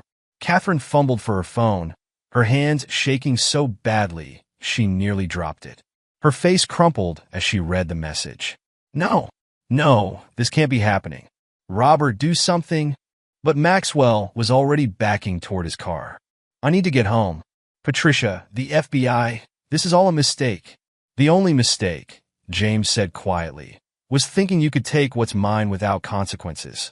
Maxwell practically fell into his Mercedes, the engine roaring to life. He peeled out of the driveway, leaving Catherine standing alone in the gathering darkness. James, she whispered, what have you done? Me. He smiled coldly. I just got home early. You're the one who's been busy. He checked his watch. By the way, you might want to pack a bag. When the FBI finishes with Robert's house, guess where they're coming next? Catherine's legs gave out, and she sank to the driveway. Our daughter. She helped you do this? She did more than help.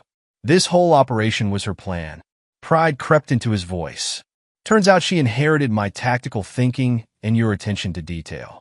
Bad combination for anyone who crosses her. I never meant to hurt her, Catherine whispered. Really?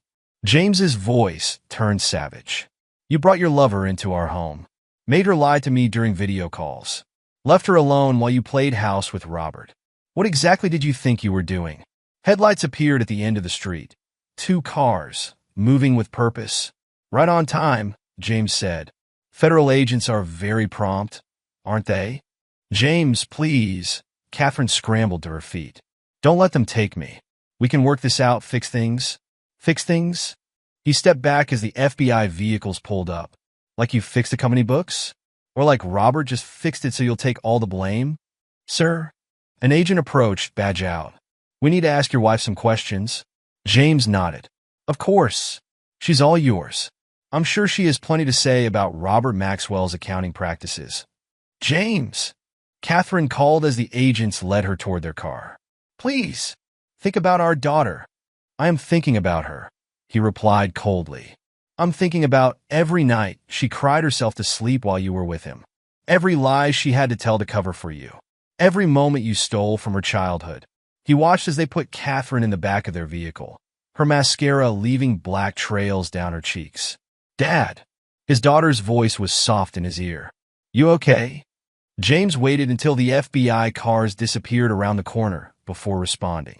You got everything recorded? Full audio and video. Uploaded to secure servers. A pause.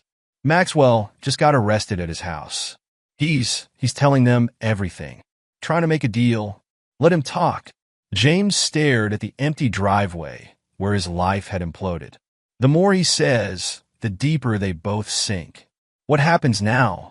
James pulled out his keys, not to the hotel, but to their house. His house now. Now we go home. There's a lot of cleaning to do. Dad. Her voice cracked slightly. Did we do the right thing? James thought about the look on Catherine's face when she realized her daughter had orchestrated her downfall. The way Maxwell had tried to abandon her at the first sign of trouble. The years of lies and betrayal exposed in one spectacular evening. The right thing? He climbed the porch steps, stepping over broken glass from Maxwell's bottle. No, sweetheart. We didn't do the right thing. We did the necessary thing. And we're not done yet. Because destroying their lives wasn't enough. Taking their money wasn't enough. Even prison wasn't enough. They needed to understand exactly what they'd lost. Who they betrayed, and this was just the beginning. At 3 in the morning, James sat in his home office, surrounded by the wreckage of his former life. He'd spent hours going through drawers and cabinets, finding evidence of Catherine's betrayal in every corner. Credit card statements showing dinners he hadn't attended. Hotel receipts from weekends he'd been deployed. Anniversary gifts he hadn't given. The door creaked open, and his daughter patted in, 2 steaming mugs in her hands. Thought you might need this.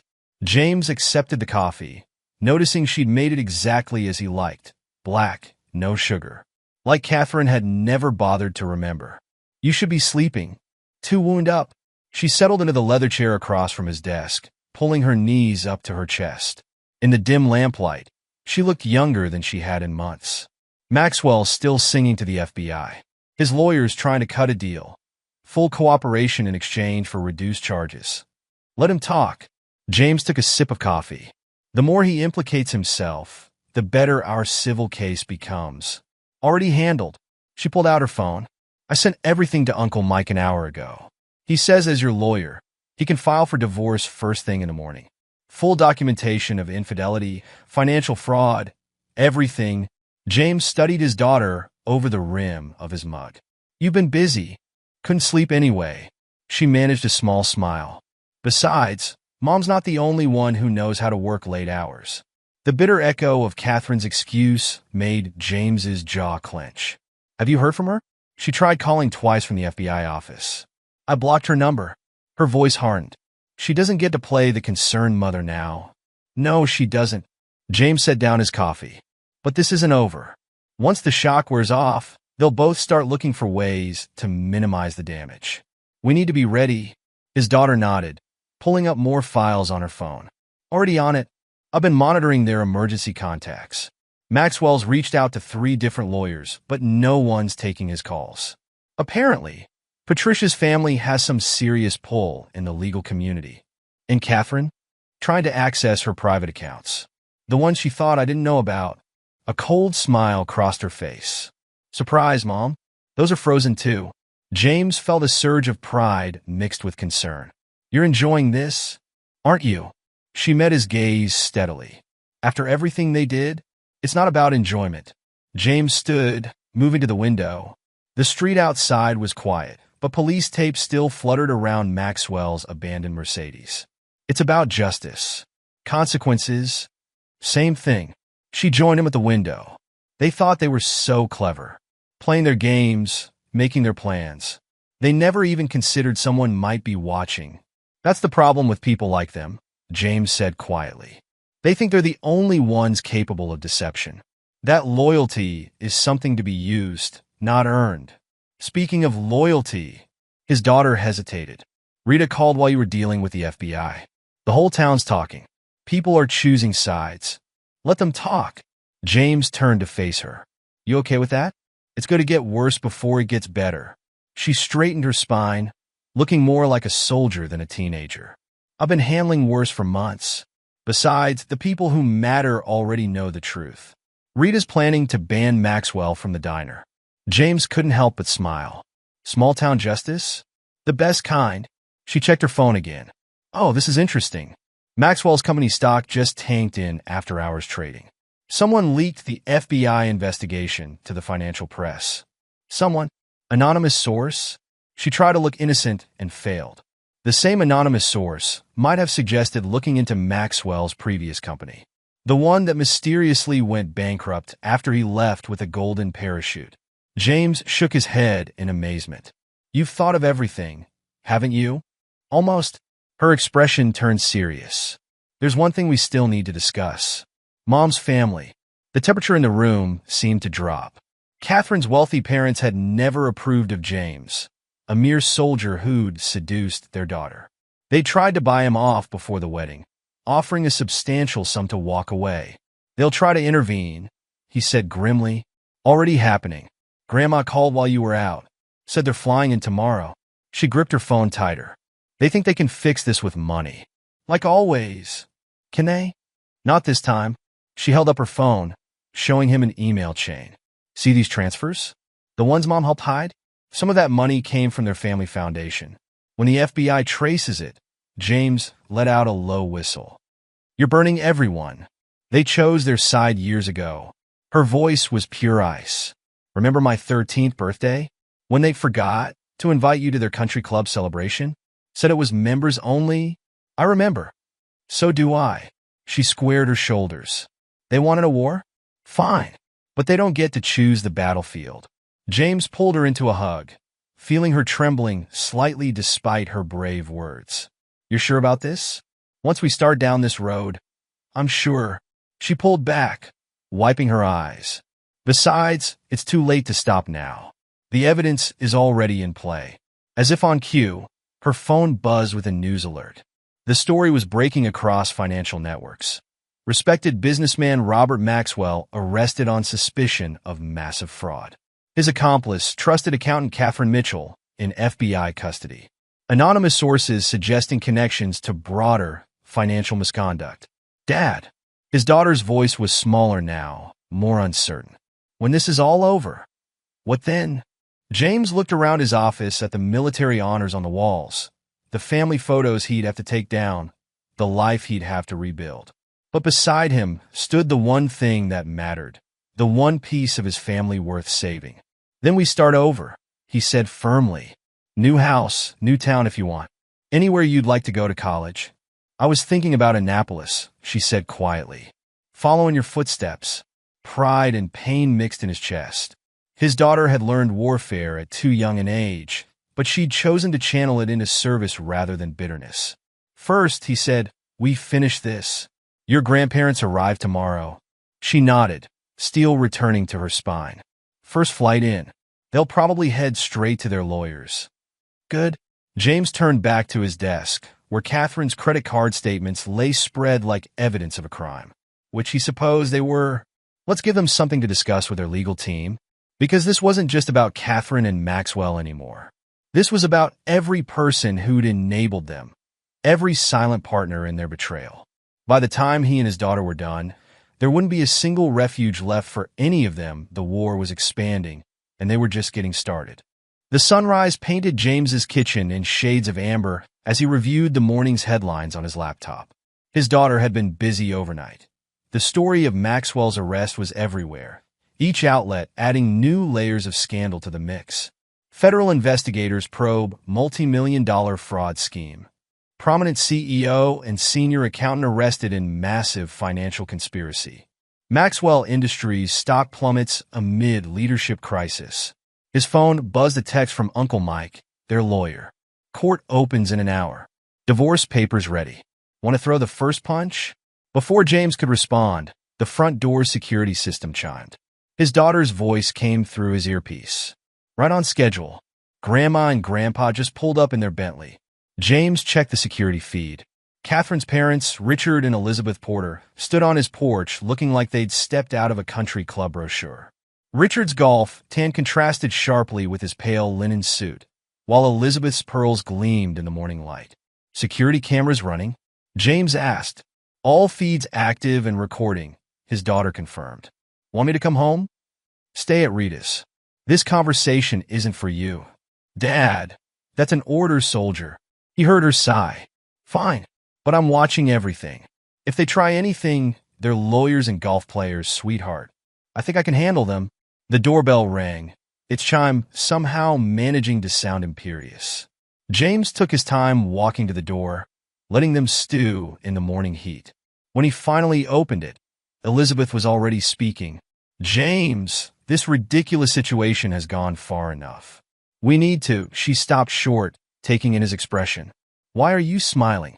Because I've been waiting 5 years to do this. He stepped back, gesturing to the living room. Please come in. Tell me all about how you're going to fix things. Again, Richard puffed up like an angry rooster. Now see here, Mitchell. Our daughter, your daughter, James cut him off, is currently in FBI custody. Would you like to explain those transfers from your family foundation, or should we wait for the federal investigators to do it? The color drained from Richard's face. What transfers? The ones Catherine helped Maxwell hide. Nearly $2 million, if I'm not mistaken. James led them into the living room, where multiple laptops displayed various news articles and financial records. Please sit. We have a lot to discuss. Elizabeth perched on the edge of the sofa, her perfectly manicured hands clutching her designer purse. James, surely we can handle this privately. Like civilized people. Civilized? James's laugh was cold. Like when you try to buy me off before the wedding. Or when you convince Catherine to set up those secret accounts, just in case her soldier husband didn't come home. How did you? Richard stopped himself, but not quickly enough. Know about that? The same way I know about everything else. James settled into his armchair, enjoying their discomfort. Your daughter wasn't as careful with her records as she thought. Neither were you. What exactly do you want? Richard demanded. Want? I don't want anything from you. I'm just making sure you understand the situation. James pulled up a document on his laptop. Your foundation is already under investigation.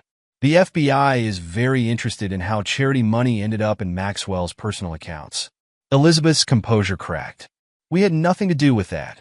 Catherine handled all the transfers. She said it was for a new corporate philanthropy program. And you didn't bother to verify that? Interesting. James made a show of taking notes. I'm sure the IRS will find that fascinating. Now you listen here. Richard stood, jabbing a finger at James. We can still contain this. Make it go away. All it takes is money. Like you try to make me go away. James remained seated, projecting calm authority. How much was it again? $500,000 to leave Catherine alone? Tell me, does that offer still stand? Elizabeth shot to her feet. We were protecting our daughter. No. James's voice turned to steel. You were protecting your reputation, your social standing, your precious family name. He stood slowly. Well, guess what? That name is about to be dragged through every newspaper in the country. How's the country club going to feel about that? Richard's face had turned an alarming shade of purple. Are you threatening us? Threatening? No. I'm just telling you what's already in motion. James moved to his desk, pulling out a thick folder. Would you like to see the evidence? Your daughter was quite thorough in her record-keeping. Every transfer, Every meeting, every time you helped her hide money from her soldier husband. We were building a safety net, Elizabeth protested. In case I died in combat. James's smile was razor sharp. How disappointed you must have been when I kept coming home. Dad. His daughter's voice came through his earpiece. Maxwell's lawyer just called a press conference. You're going to want to see this. James turned on the television, finding the news channel already covering the scene. Maxwell stood outside the federal building, looking haggard in a wrinkled suit. Patricia stood beside him, her face a mask of cold fury. I want to make a full confession, Maxwell was saying, his voice shaking. I betrayed everyone, my wife, my company, my employees. But I wasn't alone. He swallowed hard. Catherine Mitchell wasn't just my accomplice.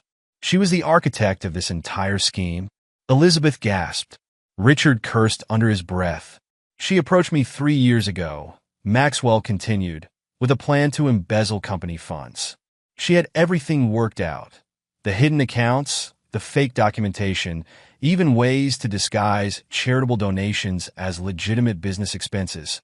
He looked directly into the camera. I'm deeply ashamed of my role in this crime, and I'm cooperating fully with investigators. He's lying. Elizabeth shrieked. Catherine would never. Oh, but she did. James muted the television. Your daughter learned from the best, didn't she? All those lessons about protecting yourself, keeping secrets, using people's trust against them. He turned to face them fully. Tell me, did you teach her how to fake phone logs too? Or did she figure that out on her own? Richard's bluster finally failed him. He sank onto the sofa, suddenly looking every one of his 70 years. What do you want from us? I already told you I don't want anything. This isn't a negotiation. James walked to the door, opening it. This is me telling you that your daughter is going to prison. Your foundation is going to be investigated. Your reputation is going to be destroyed. He smiled coldly. And there's nothing your money can do to stop it. Our granddaughter, Elizabeth, tried one last time. Think about her future. I am thinking about her future. That's why I'm making sure she never has to deal with manipulators like you again. James's voice hardened. Now get out of my house. Your lawyers can contact Uncle Mike about the foundation investigation. As they slunk toward their Bentley, James watched them through narrowed eyes. 20 years of condescension, of subtle digs, and not-so-subtle attempts to undermine his marriage. All of it exposed as the hollow posturing of people who thought money could solve any problem. How'd it go? His daughter asked in his ear. Exactly as expected. You get everything. Full audio and video. Plus some interesting reactions when Maxwell threw Mom under the bus. She paused. Dad, there's something else you should see. Mom's asking to talk to you. James watched the Bentley disappear around the corner. No. She's saying she'll tell the whole truth. About everything. Too late. James closed the door firmly. The truth is already out there. She just wasn't smart enough to control it. Because the war wasn't just about exposing their crimes. It was about destroying the carefully constructed lies they'd built their lives around. And they were just getting started. The Federal Detention Center's interview room reminded James of interrogation rooms he'd seen in Afghanistan. Same stark walls. Same fluorescent lighting, same feeling of trapped desperation. Catherine sat across the metal table, her designer outfit replaced by a plain jumpsuit, her carefully maintained appearance showing the strain of 3 days in custody. You came, she said softly, hands folded on the table. The handcuffs gleamed under the harsh lighting. Figured I owed you one last conversation. James remained standing, unwilling to give her the comfort of eye level. Make it count. How is she? Catherine's voice cracked slightly. Our daughter? You lost the right to ask about her the moment you chose him. James's voice could have frozen the room. But since you asked, she's fine. Already applying to colleges. Annapolis is her top choice. Catherine flinched. The military? James, you can't let her. Let her. He leaned forward, hands flat on the table. Like you let her carry your secrets? Let her cover for your lies? Let her watch her family fall apart while you played house with Robert. I never meant to hurt her. Tears welled in Catherine's eyes. You have to believe that. Have to? James straightened up, laughing coldly. I don't have to believe anything you say. Neither does the FBI. By the way, how's that going? I hear Robert's been very chatty with the prosecutors. The mention of Maxwell made Catherine's face harden. He's lying about everything, trying to save himself by destroying me. Funny how that works, isn't it? James pulled out his phone, showing her the morning's headlines. Career CEO claims accountant masterminded multi-million-dollar fraud. He smiled without warmth. Sound familiar? I can prove he's lying. Catherine leaned forward urgently. I kept records of everything. Hidden accounts, real estate deals, all of it. If you help me access my private files, you mean these files? James held up a USB drive. The ones our daughter found months ago? The ones the FBI already has. Catherine's face went pale. She knew? She knew everything. Every meeting, every phone call, every time you slipped away to be with him. James's voice turned to ice. While I was dodging bullets, our 16-year-old daughter was gathering evidence against her own mother. James, please. Catherine reached across the table, but he stepped back. We can fix this. I'll tell them everything. About Robert, about my parents, about all of it. Fix this? James's laugh was bitter. Like you fixed the company books? Or like you fixed our marriage by sleeping with your boss? I'll sign whatever you want, she pressed on desperately. The house, the accounts, full custody, it's all yours. Just help me show them Robert was behind everything. James studied her for a long moment. Even now, trapped and exposed, she was still trying to manipulate the situation. Still trying to find an angle, a way out. You still don't get it, do you? He shook his head. This isn't about deals or arrangements. This is about consequences. What do you want from me? Tears streaked her makeup. An apology? Fine, I'm sorry. I'm sorry for everything. Sorry you did it, or sorry you got caught. James pulled out another document. Divorce papers. Because from where I'm standing, the only thing you regret is losing control of the situation. Catherine stared at the papers. You're really going through with this? Already done. My lawyer filed first thing this morning. He slid them across the table. Full divorce, citing infidelity and criminal conduct. No alimony. No shared custody. No chance of reconciliation. You can't just throw away 20 years. You threw them away. James's voice cracked like a whip. Every time you met him, every lie you told, every moment you made our daughter cover for you. He leaned in close. You want to know the best part? She suggested Annapolis herself. Said she wanted to understand honor and loyalty. Things her mother never taught her. Catherine's composure finally broke. Sobs racked her body as she slumped over the papers. I loved you. I swear I did. Maybe. James straightened up. But you loved his money more. His status, his lifestyle, his promises. He moved to the door. Goodbye, Catherine. Enjoy federal prison. Wait. She called after him. What about my parents? The foundation? James paused at the door. You mean the foundation that helped launder Maxwell's stolen money? The one our daughter found records of? He smiled coldly. Don't worry. The IRS is handling that personally. You're destroying everything, she whispered. No, Catherine. You destroyed everything. I'm just making sure you face the consequences. He knocked for the guard. One last thing. Our daughter wanted me to tell you something. Catherine looked up hopefully. She said thanks for the accounting lessons. They really helped her follow the money trail. The door closed on Catherine's renewed sobs. In the hallway, James pulled out his phone. You get all that? He asked. Crystal clear, his daughter replied. Audio and video archived. Uncle Mike says it's perfect for the divorce proceedings. How are you holding up? A pause. I'm okay. It's weird seeing her like that, but it doesn't hurt as much as I thought it would. That's because you're stronger than she ever was. James headed for his truck. Any word from Maxwell's camp? His lawyer's pushing for a plea deal, offering to testify against Mom and the foundation in exchange for a reduced sentence.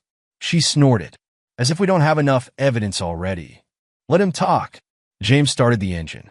The more he says, the deeper they all sink. Dad. Her voice turned serious. Grandma's been calling schools trying to sabotage my Annapolis application. Says a military academy isn't appropriate for a Porter woman. James felt his jaw clench. Forward everything to Uncle Mike. If they want to play that game, we can add harassment to the foundation investigation. Already done. He could hear the smile in her voice. Also sent copies to Aunt Jessica at the DAR. Apparently, the Porter family's social standing isn't what it used to be. James couldn't help but feel proud. His daughter had learned warfare at too young an age, but she'd learned it well. Every move calculated, every response measured, every strike designed for maximum impact. "Meet you at Rita's?" she asked. "The divorce papers should be processed by now. Might be worth celebrating." "On my way." James pulled onto the highway, leaving the detention center and Catherine in his rearview mirror. "And daughter?" "Yeah, you did good. All of it, the evidence, the timing, everything. Your old man couldn't be prouder. Because this wasn't just about revenge anymore. It was about justice, about consequences, about showing the world that actions had cost. And they were making sure everyone paid in full." 6 months later, James stood in the federal courthouse, watching as Catherine was led away in handcuffs. The judge's words still echoed through the chamber. 15 years for conspiracy, fraud, and embezzlement. No chance of early parole, no lighter sentence for cooperation. His daughter's meticulous evidence had made sure of that. "You okay?" His daughter stood beside him, wearing her first real business suit. At 17, she looked older than her years, tempered by the battles they'd fought together. "Better than okay." James watched Catherine disappear through the secure door. "How's Maxwell taking his 20-year sentence?" "Not well." She checked her phone. According to the prison gossip, he had a complete breakdown when they assigned him to regular population instead of minimum security. Keeps demanding his country club privileges. James allowed himself a small smile. "And Patricia?" "Living well is the best revenge." His daughter showed him a society page photo. She got everything in the divorce. The houses, the cars, even his precious Mercedes collection. Sold it all and donated the money to charity. Real charity, not the foundation's kind. They walked out of the courthouse together, into the bright autumn sunshine. News cameras waited on the steps, but they'd gotten used to those. The story had been too big to ignore prominent CEO and senior accountant brought down by military husband and teenage daughter. The press loved the David versus Goliath angle. "Mr. Mitchell," a reporter rushed forward. "Any comment on your ex-wife's sentence?" James kept walking, his daughter close beside him. They'd said everything they needed to say through evidence and testimony. The facts had spoken for themselves. "Look." His daughter nodded toward a familiar Bentley parked across the street. Richard and Elizabeth Porter sat inside, watching the courthouse exit. Last desperate attempt to salvage their reputation. James asked, "Too late for that." She pulled up another news article on her phone. IRS finished their investigation of the foundation yesterday. Tax fraud, misappropriation of charitable funds, illegal transfers. They're facing charges of their own now. The Bentley pulled away from the curb, carrying Catherine's parents and their shattered dreams of social standing with it. James watched them go, feeling nothing but a cold satisfaction. "Rita's for lunch?" he suggested. "We should celebrate." "Can't." His daughter's smile was bright enough to light up the street. "Got my final interview with the Annapolis Admission Board this afternoon. They're particularly interested in my demonstrated leadership and investigative skills." Pride swelled in James's chest. "They'd be fools not to take you." "Oh, they're taking me?" She grinned. "The board chairman was very impressed by my detailed analysis of financial fraud techniques. Said they need officers who can think tactically in the modern battlefield." They reached James's truck, not new or fancy, but paid for honestly. Unlike the Mercedes that had started this whole thing, now evidence in a federal warehouse somewhere. Uncle Mike called this morning, his daughter said as they pulled away from the courthouse. "The divorce is final. All assets awarded to you, plus compensation for the money she stole from your deployment pay." "Blood money," James growled. "We'll donate it." "Already handled. Set up a scholarship fund for military kids." She touched his arm. "In your name." James glanced at her, seeing the woman she was becoming. Strong, principled, unstoppable. Catherine's betrayal had forced her to grow up too fast. But instead of breaking her, it had forged her into something extraordinary. "There's one more thing," she said quietly. "Mom tried to send me a letter from prison. Asked for forgiveness. Said she wanted to explain everything. And I sent it back unopened. marked Return to Sender. She stared out the window at the passing city. Some things don't deserve forgiveness. James squeezed her hand. You sure about that? It's okay to feel. What? Sad? Missing her? She shook her head firmly. She made her choice, Dad. Every day for years, she chose him over us. Over you. Over me. Her voice hardened. Actions have consequences. Isn't that what you taught me? They pulled into Rita's parking lot, the familiar diner a sanctuary after the courthouse's formality. Inside, the regular customers nodded respectfully. They'd all seen the news, all known the truth about Catherine's betrayal. Small-town justice had its own way of working. Colonel, Rita greeted them with coffee and pie, already set out at their usual booth. Saw the news. 15 years, huh? Justice served, James replied simply. And that Maxwell fellow got 20. Rita's satisfaction was clear. Good. Never did like the way he treated my staff at his fancy club. She turned to his daughter. You did good, honey. Showed them all what happens when you mess with the wrong family. After Rita left, his daughter pulled out her laptop, ever the strategist, even now. We should talk about the house. Real estate agent says it'll sell fast, especially after we remodeled Mom's spaces. You sure about moving? James asked. We could stay, make new memories. Dad. She gave him a look that was pure tactical officer. Annapolis is waiting. You've got that security consulting offer in Virginia. In this town, she gestured around. It's served its purpose. We won the war here. Time to move on to the next campaign. James studied his daughter across the table, seeing shadows of his own military bearing in her posture, his own strategic mind in her planning. But there was something else too, a fierce sense of justice, a determination to right wrongs that was entirely her own. You know, he said carefully, your mother wasn't always. Don't. His daughter's voice was firm. Don't make excuses for her. She wasn't a victim or a pawn. She was a willing participant who thought she could trade up to a better life. She met his gaze steadily, and she lost everything because of it. James nodded, accepting her judgment. She'd earned the right to it, after all. While he was fighting overseas, she'd fought her own war at home, armed with nothing but truth and determination. So, he said, changing the subject. Virginia, fresh start. She pulled up a map on her laptop. Good schools, strong community, no country clubs in sight. A small smile, and plenty of opportunities for a retired colonel and his future naval officer daughter. Future naval intelligence officer, James corrected, noting the gleam in her eye.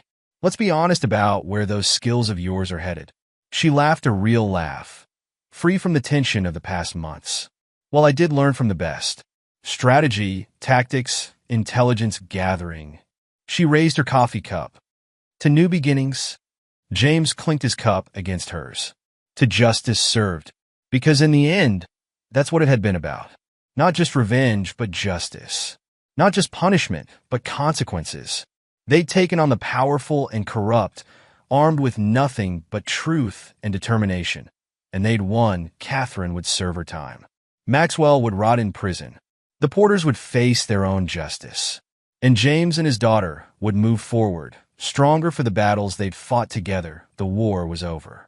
They had emerged victorious, and their future stretched out before them, bright with possibility.